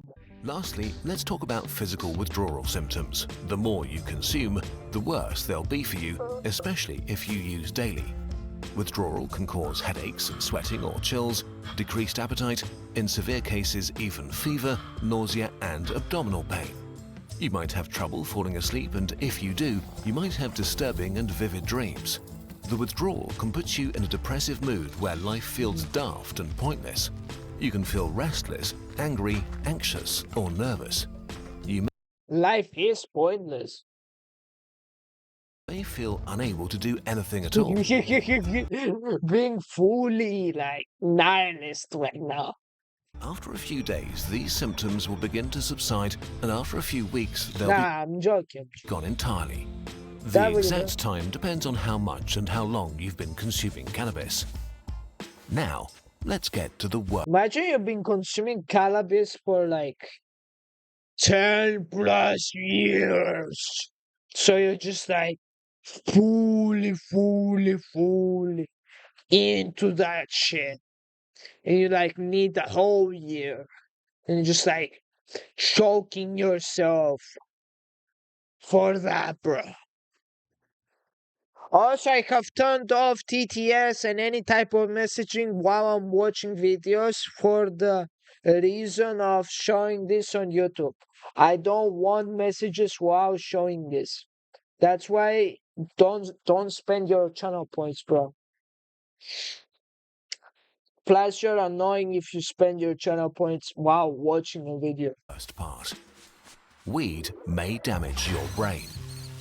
This section was not fun to research because there's fierce debate among researchers how bad weed is for your brain and whether it has irreversible long-term consequences or not. There's no consensus yet, and it's hard to say anything definitive. Having said that, THC directly interferes with critical brain chemistry. There is some evidence that it may alter its structure. If it does, this may Okay. go away again if you quit after a few So like it alters your brain? years or not. We don't know yet. The consequences vary a lot between individuals, but especially for heavy users, they have a variety of potentially unfunny downsides. Imagine your brain starts to like liquefy because you've been like doing too much weed.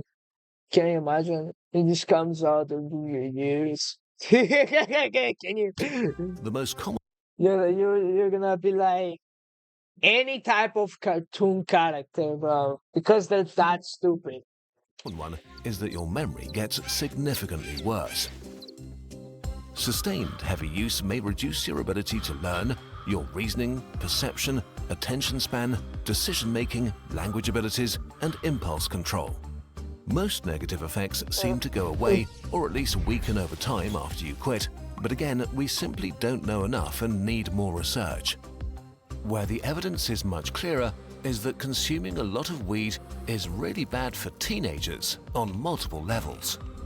If you start using heavily early, you have many more years to build up potentially negative side effects. Teens who use a lot are much more likely to become addicted to weed. This may just be correlation and weed may not be the underlying cause, but heavy Anybody who uses a lot will become addicted, bro. What's your point? weed users are more likely to perform poorly in school and less likely to finish their education. They are, on average, less satisfied with their life and what they've achieved. This may simply be because if your memory and motivation are stunted, you have fewer interesting experiences and forget the ones you do have. And there is strong evidence that teen users are way more likely to develop mental health issues like psychosis, schizophrenia, depression, or anxiety later in life. Once again, the younger you start, the higher the risk, and it also seems to The higher. Get it? Alright, if you eat gummies like that, bro, you're officially half out. rise massively with high You're just like, bro, eating Haribo like this and just licking them with the orange and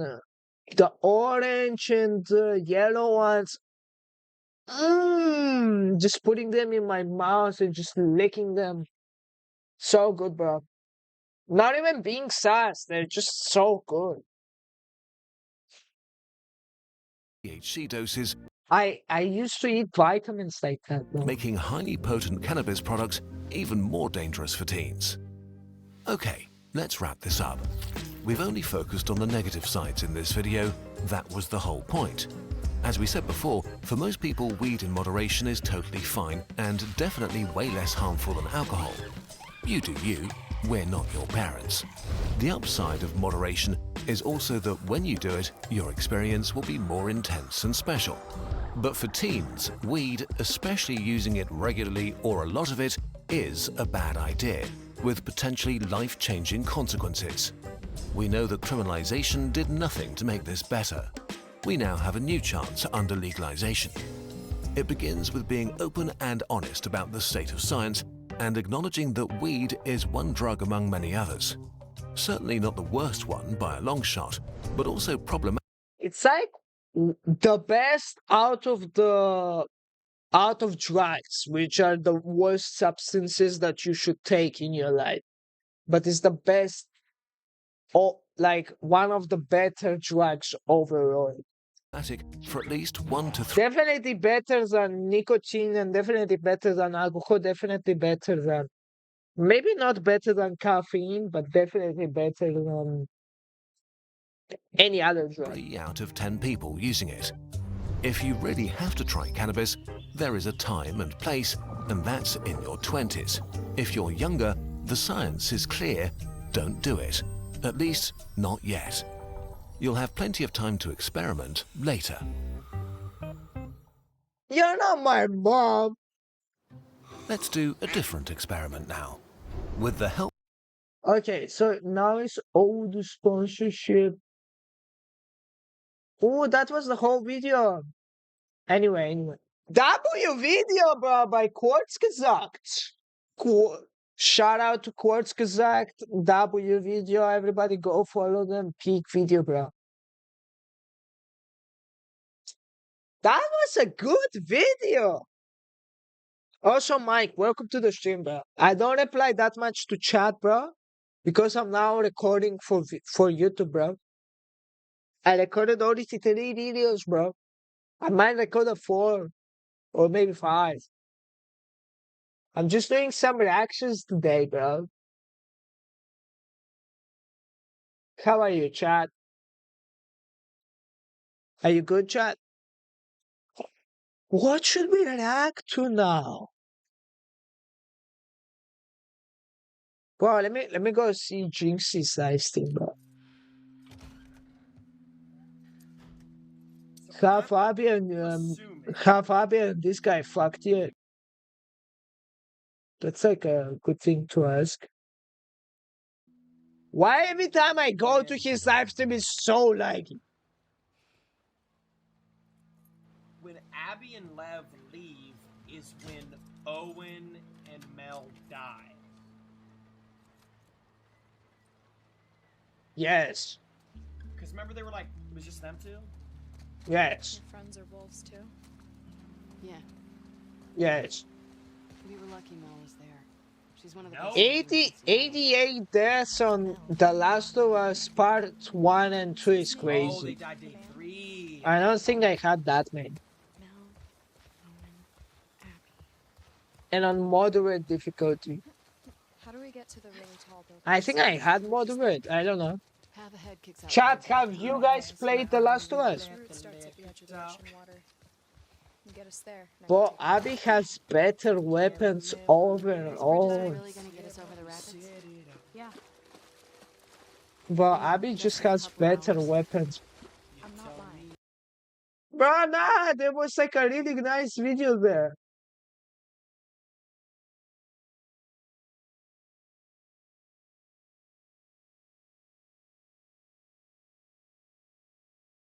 Bah. No. What happens if we can't get the stuff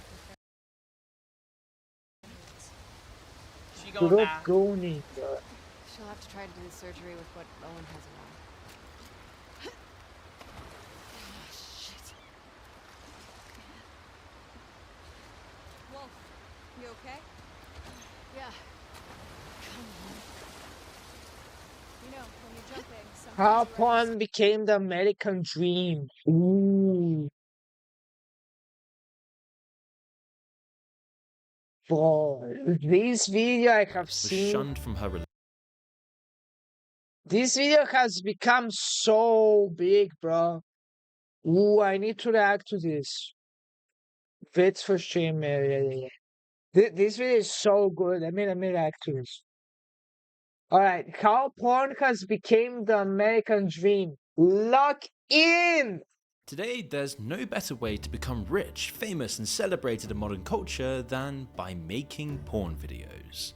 There is way better ways, don't do ever porn. Look at the porn stars from days gone by. They mostly ended up dead, addicted to drugs, or washed up on the back streets in downtown LA somewhere. Now look at As they should. Mia Khalifa. She's a multi-million. I'm not wishing them bad, but like, I don't want this to become like something of a model that everybody should look up to.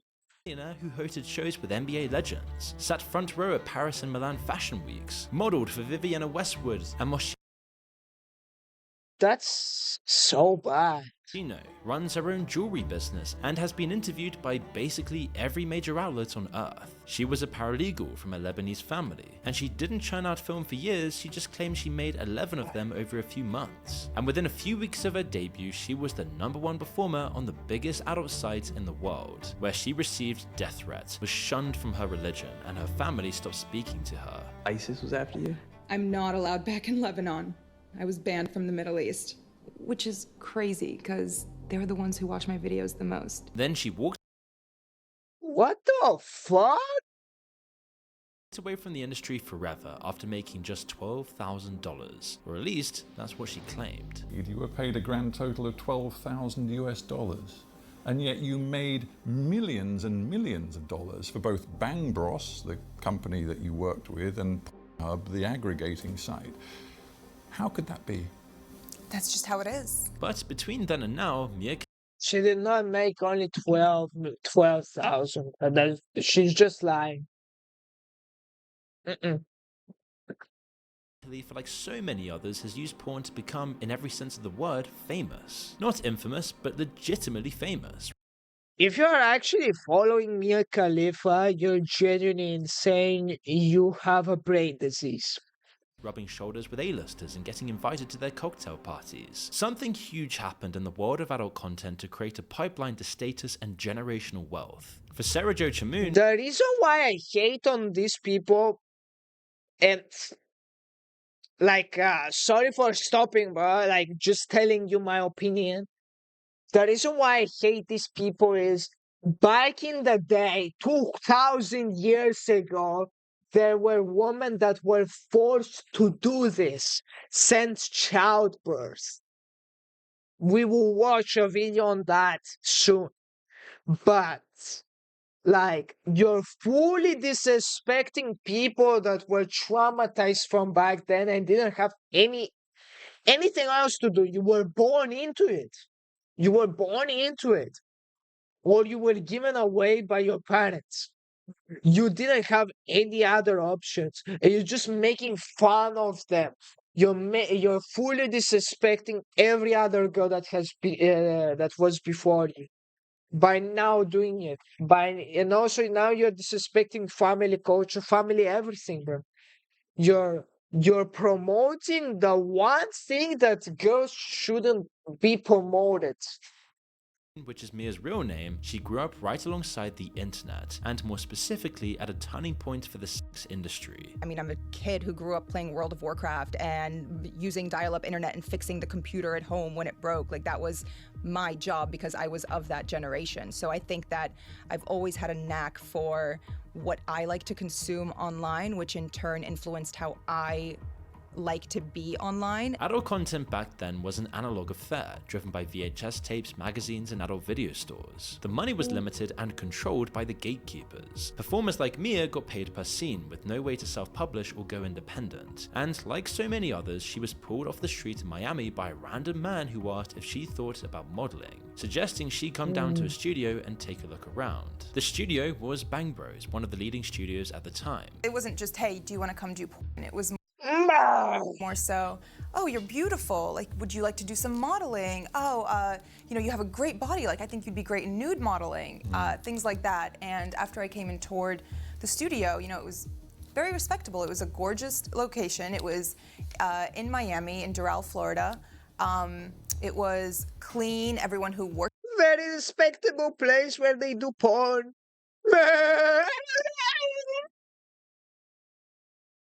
There was nice. All of their cubicles were decorated with family photos. Like, it was nothing. She signed cubicles decorated with family photos. Definitely no Bang Bros. the paperwork, came back the next day, filmed her first scene, and a month in, they put her in a hijab, which was incredibly controversial but decisive for her career. She told the studio that the video was going to get her killed. I verbatim told them, you guys are going to get me killed. And they said? They just laughed. She did it anyway, and after it premiered, the avalanche started. Radical Islamic sympathizers hacked her Instagram and covered it in propaganda. They photoshopped a picture of her onto someone being beheaded. Her family disowned her. They photoshopped a picture of me onto someone getting beheaded. And they said something along the lines of, you're next. She quit less than a month later, but none of this blew over like she hoped it would, and she couldn't get back into regular employment. I realized that I can never work a normal job again. Bang Bros disputed her account of her career and her argument that they ripped her off. They eventually created a website dedicated to calling her out, called factspeakfiction.co, pushing back on her claims and creating a solid website for you, that's actually crazy.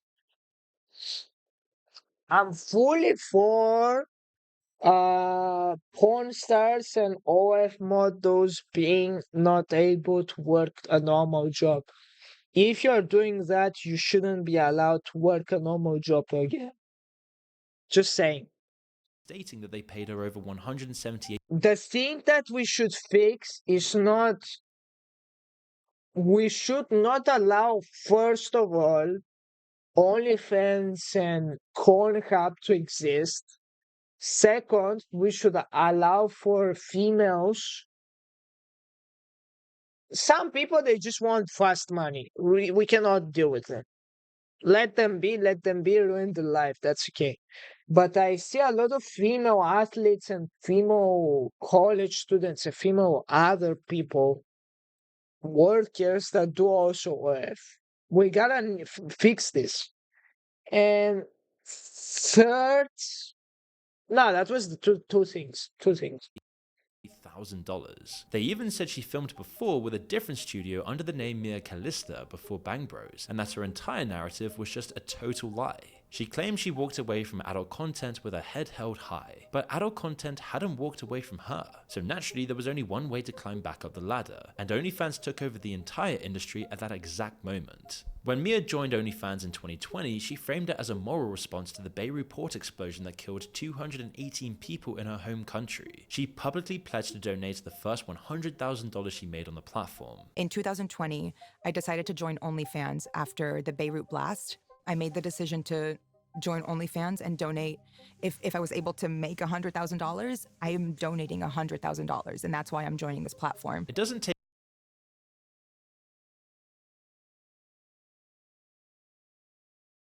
Yeah, like, so corny whenever I hear OnlyFans models try to donate. a very That's high so level of corny. skepticism to wonder whether that was true or just ethical positioning. But either way, it clearly worked out for her career. This is where Mia Khalifa became the bridge between two completely different worlds. The old world of adult content that chewed the old porn stars up and spat them out, leaving them in places like the tunnels under Las Vegas. And then there's the new world of adult content that makes As it should be, bro. celebrity entrepreneurs. Let's take Sophie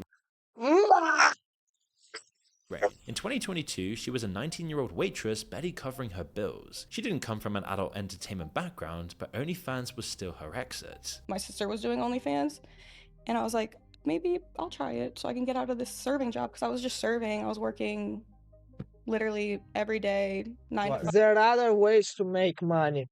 If you're an OnlyFans model, I will always not respect you. It's called Papa Joe's. It was some Italian restaurant down in Tampa. Well, it's called Papa Joe's, but maybe isn't it Papa Joe's like one of the biggest pizza enterprises? It just calls Papa Joe's. But it was fun. Like, I loved it. I loved serving, but I just wasn't making money. It all kicked off with her infamous Spider-Man I'm sorry. I just can't. video. Every time I was like, no, it's not me. No, it's not me. They're like, no, you're lying. It is. So Ooh, I didn't even see that. Spider-Man video. Okay.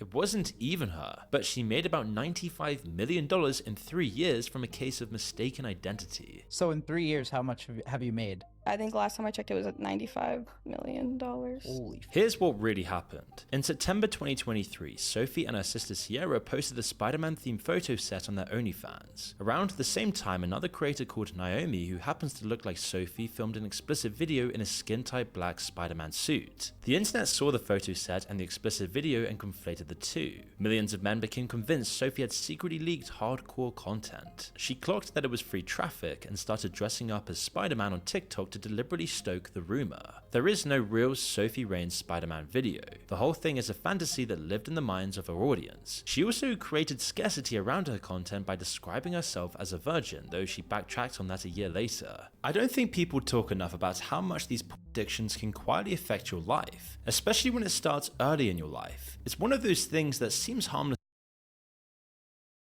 Advertisement. at first, but over time it chips away at your focus, your discipline, and even your confidence. And the worst part is, most people try to fix it with willpower alone, which almost never works long term. You just end up stuck in the same loop. And that's why I want to talk to you about this. There's content blockers out there like our sponsor Quitter, which How did I know? I'll tell you how. I am him. I'm him. Like, how did I know? All right, let's skip this.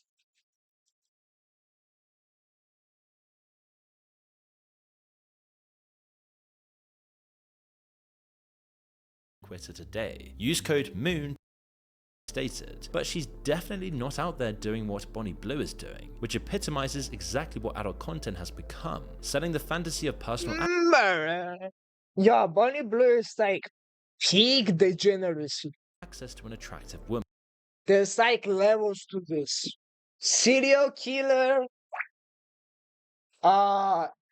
gambler, gambler, serial gambler, killer, fucking politician, porn star, Bonnie Blue. It's like levels. Sophie now has 16 million Instagram followers. When she walks through a shopping mall, Yeah, if you generally follow Sophie Rain or Bonnie Blue, you're genuinely brain dead. Miami paparazzi camp outside to ask her about her rumored collab with Drake. The mansion she co-founded with 7 other OnlyFans With 7 other bobs. 7 other people that the only thing about them is their titties. Nothing else. No other sentimental value to the word. Nothing else added. No value. No entertainment. Not even motivation or anything valuable. Just titties.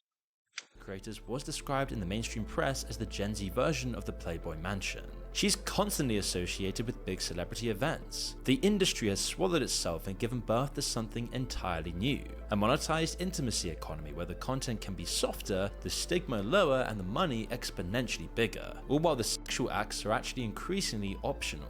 What the f are the guys paying for at that point?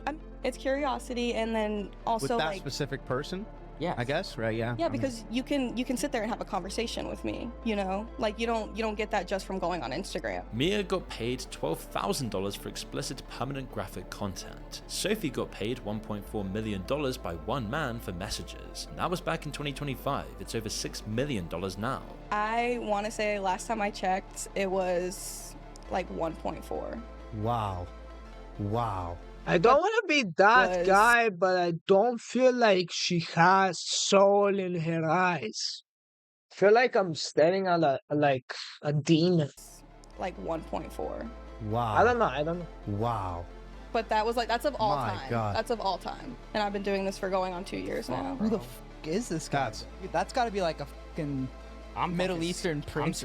I can't say much, obviously, because I'm not going to air anyone's shit out. Yeah. But he's a good guy. Rightly or wrongly, it still destroyed aspects of Anybody that gives you money is a good guy. Any pervert that gives you money and jerks off to fucking pixels is a good guy. As far as you know, you just make 2-3 titty pics and you're like, okay, let me go get my matcha con latte with my salad. her social life. Her parents both got fired and she became their provider. Right now, like I'm supporting them completely. They both got fired from their jobs because of me. So I feel a little bit of guilt in that, and like I feel like I need to provide for them. A little bit. Also because my fault, I guess. Sophie Rain built an empire on a video that never existed, but a couple of years before that, a young actress called Chloe Cherry ran the inverse strategy for the same result. She'd moved to Miami the week she turned 18 to do adult content, and spent the next few years becoming one of the most watched performers on Pornhub. Then during lockdown, she filmed a pornographic parody of HBO's teen drama Euphoria. Not long after, the real creator of the genuine Euphoria emailed her asking her to audition for the show. She got the part, again proving how porn can scaffold women to a new path in life. Within months of her first episode airing, she'd walked New York and Milan fashion. Euphoria is like a really bad show. Don't watch it. The fact that they hired her is insane. I don't answer to chat right now. If it's not related to the content. Campaign and starred in the music video for Charli XCX's 360. In just under a year, she went from being the most watched woman on a specific Pornhub category to being a face the fashion industry was actively competing for. This isn't entirely new. 20 years before OnlyFans existed, a young LA socialite proved that a leaked tape didn't have to end a woman's career, it could actually build one. That woman was Kim Kardashian, one of the most widely known names on the planet. The promiscuity of people like herself I never watched her. and Paris Hilton was creating sex entrepreneurs without going through the industry. It was classier, more refined, and more marketable. The Kardashian tape was filmed with her then boyfriend Ray J in 2003. It went public in February 2007. At the time, an explicit video of a young woman with no particular fame or career wasn't viewed as the norm like it might be today. When these tapes leaked, they were massive news stories, and the entertainment industry was paying very close attention. Because somewhere in the media frenzy that followed, someone in a boardroom Bro, if you work at the entertainment industry, bro, I genuinely want to grab you and strangle you, bro.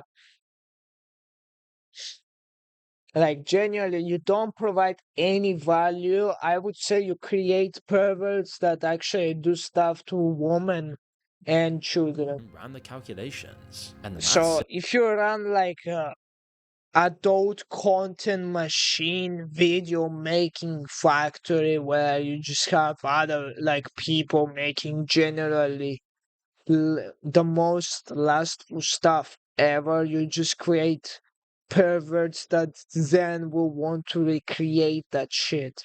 said that what happened to Kim Kardashian could be converted with the right packaging into one of the most lucrative television deals of the decade. Keeping Up with the Kardashians premiered 8 months later and propelled the whole family to the center of celebrity culture for nearly a decade. Today, Kim Kardashian's worth roughly $1.7 billion, and the tape that kicked it all off is a mere footnote in her CV. Would you be where you are had there not been a sex tape?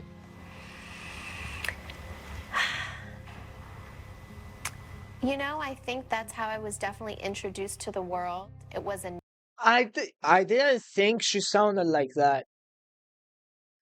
negative way, so I felt like I really had to work 10 times harder to get people to see the real me. She's quite honest about Impact, saying the worst part wasn't the humiliation itself, but having to explain the tape to her grandmother. She says she was grateful her father had died 4 years earlier and didn't live to see it. I had to explain that to my grandmother.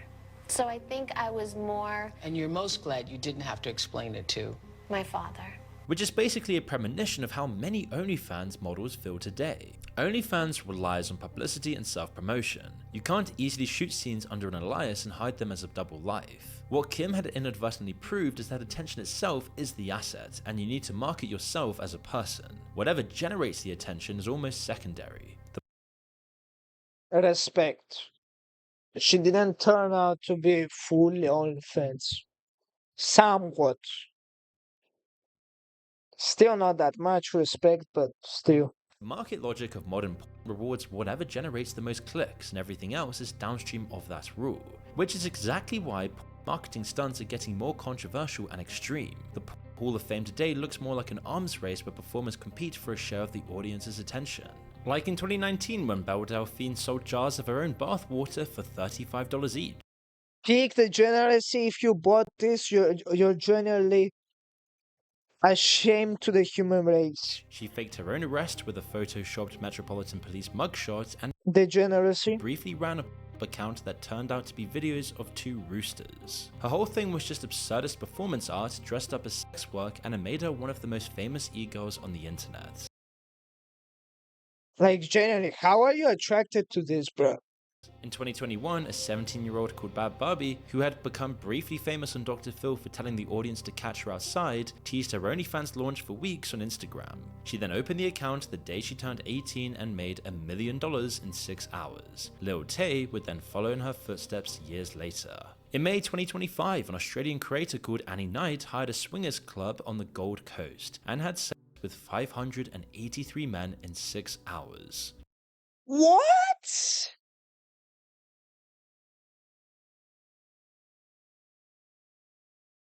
What the actual fuck? Are we dead ass? In May 2025, an Australian creator called Annie Knight hired a swingers club on the Gold Coast and had sex with 583 men in 6 I heard that word. Oh my days, but are we dead ass? But if you were a guy inside of that. How do you do it? You just like slap the guy, like high five, let handshake, and you're next. Like what are we talking about? 6 hours. But that's insane. She was then hospitalized with vaginal bleeding and posted the hospital photo to Instagram. Vaginal bleeding. Bye. I guess in a day isn't that good for your body. No comment. Captioned, I guess 583 guys in a day. If I say a comment, I will get cancelled, bro. Isn't that good for your body? In October 2024, the 23-year-old British model called Lily Phillips invited 101 men into an Airbnb and had sex with all of them in a single day. She filmed it as a documentary. A clip of her crying afterwards, her friend's arm around her, got 200 million views in one tweet. She has then since faked a pregnancy, faked an arrest, filmed a classroom roleplay with 18-year-olds, and announced she'd be beating the existing world record by sleeping with 1,000 men in a day. And then What? Lily claims to be the world girl having sex with her. Well, if you're a part of this man that are inside these like videos, generally you are ashamed. I know I said before, if you buy bathtub water, you're ashamed to society. But if you do this, you're ashamed to society. Like, what do you think for yourself? You cannot pull woman that hard that you need to be around another 1,112 other men fighting for the same woman. Like, what type of an animal are you? Like, are we dead ass? By sleeping with 1,000 men in a day. And then of course there's Bonnie Blue, who took the record of 1,057 men in 12 hours. She also faked a pregnancy and will risk arrest, deportation, or practically anything to Bonnie Blue came to Cyprus where I live. Whoever went to have pictures with her, generally you're a fuck. Shame to you. You don't deserve to be a human. stay relevant, and somehow this has gotten her on the podcast circuit like all of these girls. These stunts echo the much wider trend. Yeah, that's because they're like controversial, and like controversy generates money. Anyway, whoever did a podcast with Bonnie Blue, shame to you. Social media where AI slop and brain rot content dominate for their acute ability to hijack our dopamine. Mr. Beast, Sidemen, and others mastered that formula with escalating challenges that became more and more outrageous, leaving nothing off the table in the pursuit of attention. It's all pervasive, and adult entertainment naturally made a home in social media's algorithmic universe because ramping up the shock value is so easy when it's someone's body. Behind all of these stunts is usually an incredibly well-engineered business that proves how much porn has transformed. They have staff, a logistics operation, and marketing budgets rivaling tech startups. Probably the biggest weapon they have in their marketing arsenal is those who oppose them. It's all the Karens sat at home that are going to complain about me being here that are making me rich because they make it blow up, and then when they're... But like, she looks like a devil. I wouldn't want her to be near me. She looks like the devil. sat at home complaining about it to their, their husbands, they're then wanting to come and... But like, genuinely, like, she looks like a flipping dragon, bro. Like, subscribe. Putting their self-destructive elements of the lifestyle aside for a moment, they're savvy operators who understand the algorithm, the incentives, and the market better than anyone. Sophie Rain's instinct to leverage understand what, bro? Like, it isn't that difficult, bro, to just jiggle it. Understand the algorithm, the incentives, and the market better than anyone. Sophie Rain's instinct you just see a ton of likes and you just jiggle it more. To leverage a video that wasn't even hers is annoying. I'm not saying it's not difficult. Definitely it is. There's like millions of people who want to be OF models.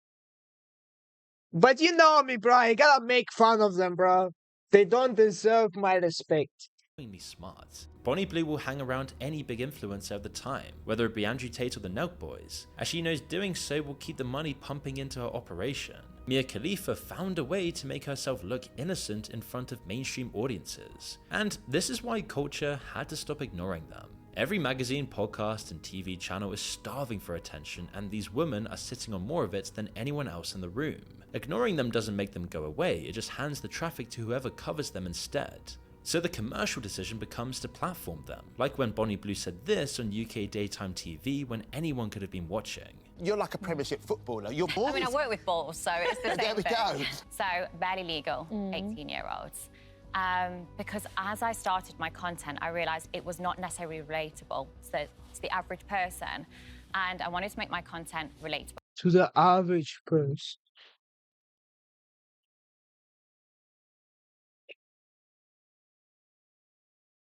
I'm just a girl, I'm relatable, I'm sort of the girl next door vibes. People commented things like, interviewing a prostitute at 10:35 AM is okay for family viewing? Yeah, like, whoever allowed her there, fired him. How can they have this conversation on morning TV as if it's normal? Imagine if you were a kid watching that asking your parents who Bonnie Blue was, and what she meant by working with bulls or switching to barely 18-year-olds. But there is another side, far away from this very public layer, that we've not yet explored. Honestly, I think prostitutes should be in jail. Type 1 if you agree, bro. Because while the conversation has spent the last decade arguing about whether those Genuine. women are empowered or exploited, two-dimensional or sophisticated, victims or villains, the really smart ones are those who built the industry. You can almost certainly picture some of the girls in this video.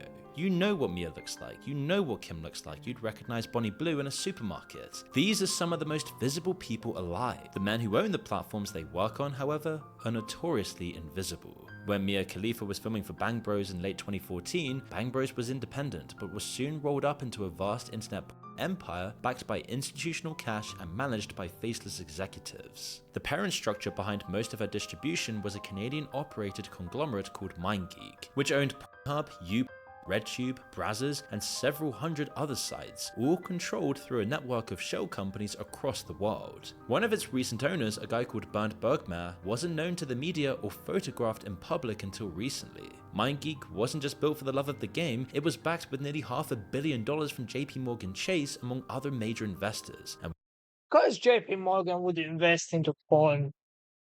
weirdly, even Cornell University, the same institutional capital that owns stakes in Meta, ByteDance, and Google, is also indirectly exposed to the adult platforms and the companies that profit from them, which means ordinary people's retirements are, in very small and very diffuse ways, invested in the same economy that Bonnie Blue is helping to expand.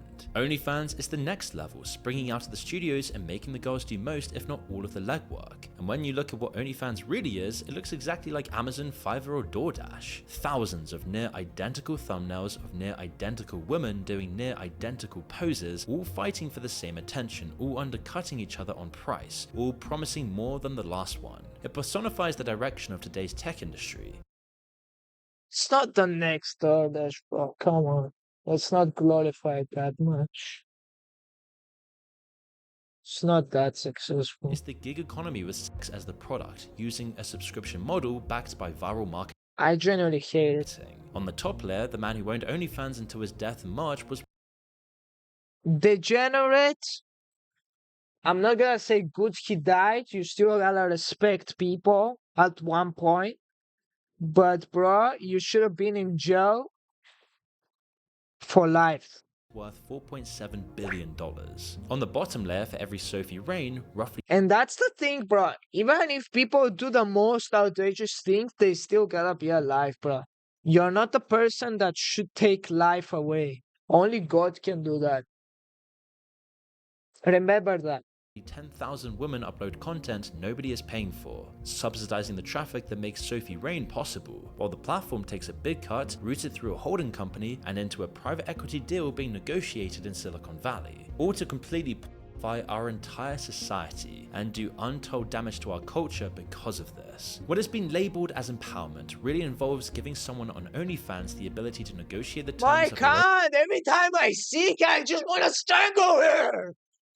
own exploitation. Take She looks like the devil! home a larger cut of it and then call the result a business, which on the individual level looks like a meaningful improvement versus Mia Khalifa's situation in 2014. On the collective level, it's built the most efficient content extraction machine in the history of the internet. Millions of women competing against each other, producing an unlimited library of And there is man. I'm just saying. material for a platform they don't own in exchange for a wage that, for most of them, works out to be less than minimum wage. The thing the industry figured out somewhere around 2016 is that you don't need to exploit anyone if you can get them to exploit themselves. You just need to That's smart. build the That's actually a good idea. Like the people that are behind OnlyFans, not the models, the executives, they know what they're doing. They're smart people that are just evil.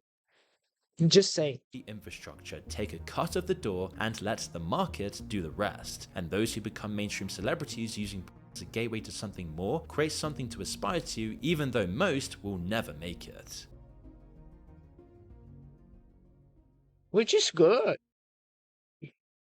I support the fact that not everybody will make it. Peak video, really good video, bro. W. Everybody, shout out to Moon for the video. I'ma subscribe to him. Really good video. Really good video. Let me save it. It's saved. Really good video. I have watched this in the past, I think. Peak video. I was really surprised. That was peak video, bro. Shout out to Moon, and let's get it. Let's go to the next video. I feel like it's gonna be this one.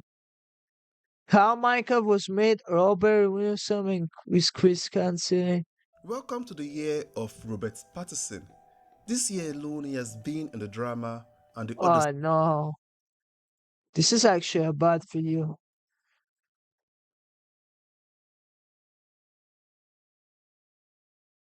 Shunned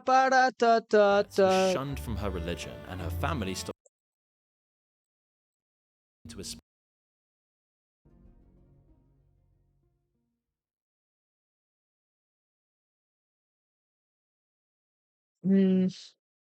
Bro, there was a really nice video on Minecraft. 1984 tried to warn you. For a more angry world. because Western governments were now forcing the food supply to run dry. Oh yeah, that's a really nice video. Whilst artificially inflating the prices amidst a global food shortage, only deepening the economic crisis. Bro, we should watch one another guy's video, bro. The science behind female corn. I kinda don't wanna watch this guy's video, wait.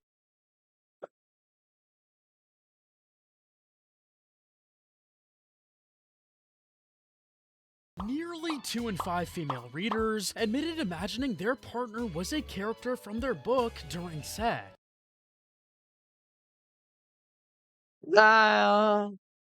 So a group of researchers decided to ask them, what makes these romance novels? I kinda feel like this guy says the same stuff over and over and over.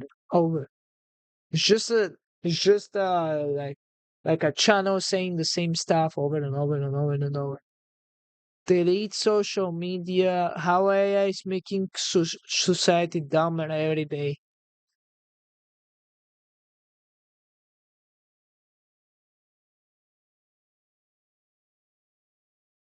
Social media used to look like this. Now it looks like this. Look at that difference.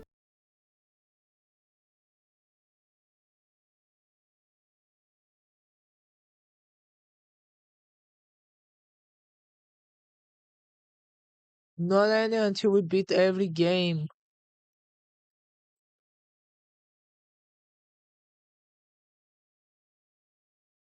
Rocket League, Fortnite, Roblox, bruh. They didn't milk enough the previous the previous stream. Just trolling, but just trolling. All right, what should we watch? The levels of industry plant. Mm. End of dating, how porn destroyed the dating forever. This is kind of the same video we already watched. We might watch this one.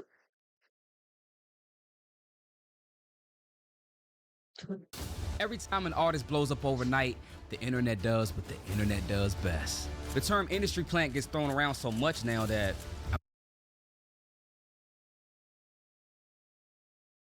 The Dark Minions theory is insane.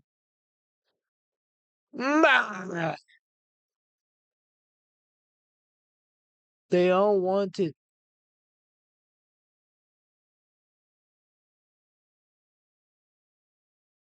Ooh, this is actually a nice video. There's no better way to become famous in the conservative world than to dress like a 304, pretend BlackRock. The conspiracies you don't know.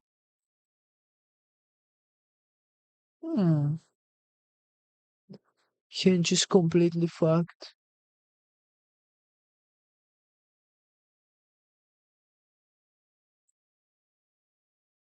Let me save this. I'm standing in front of the headquarters of a company that manages $10.6 trillion. Subscribe. That's more than half the United States GDP. Bro, these video essays are so peak. Aren't they, chat?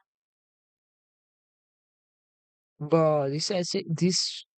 This is Earth today. Around 15,000 satellites in orbit, and 2/3 of them belong to a single company, SpaceX. From the ground on a really dark night, you can maybe catch 2 or 3 of them drifting past. Now, this is what your night sky might look like by 2050, because in January, SpaceX asked for permission to launch up to 1 million brand new satellites. And it's not for internet, it's to run AI. And they're not the only ones. Blue Origin, Amazon, China, and a handful of others have all Bro, filed for that's their actually own so plans. If you stupid. add them all up,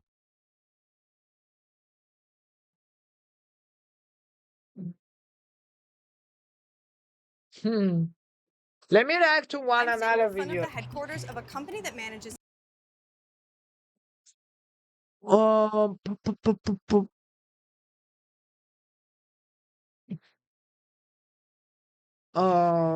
Magnates Media.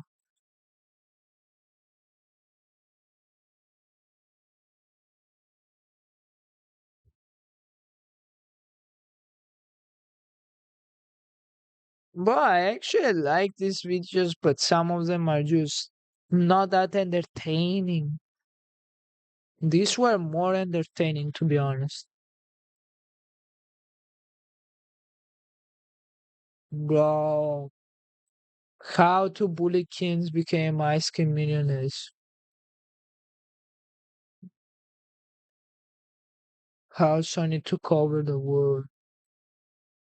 What? Bro, Magnates Media was actually a really good channel, bro.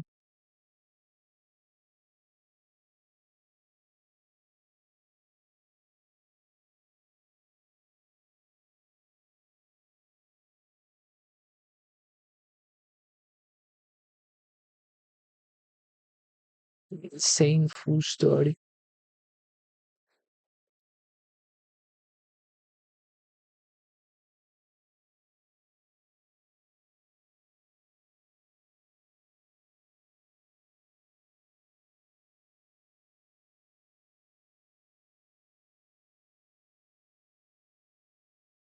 I kind of feel like I did my part for today. I'm gonna save some videos for tomorrow. And tomorrow we react to more videos. I'm gonna edit some videos now. Alright, chat. I had a nice one. Now was recording sesh. And now I'm gonna go edit sesh. Alright. Have a nice one. Chat. Bye bye.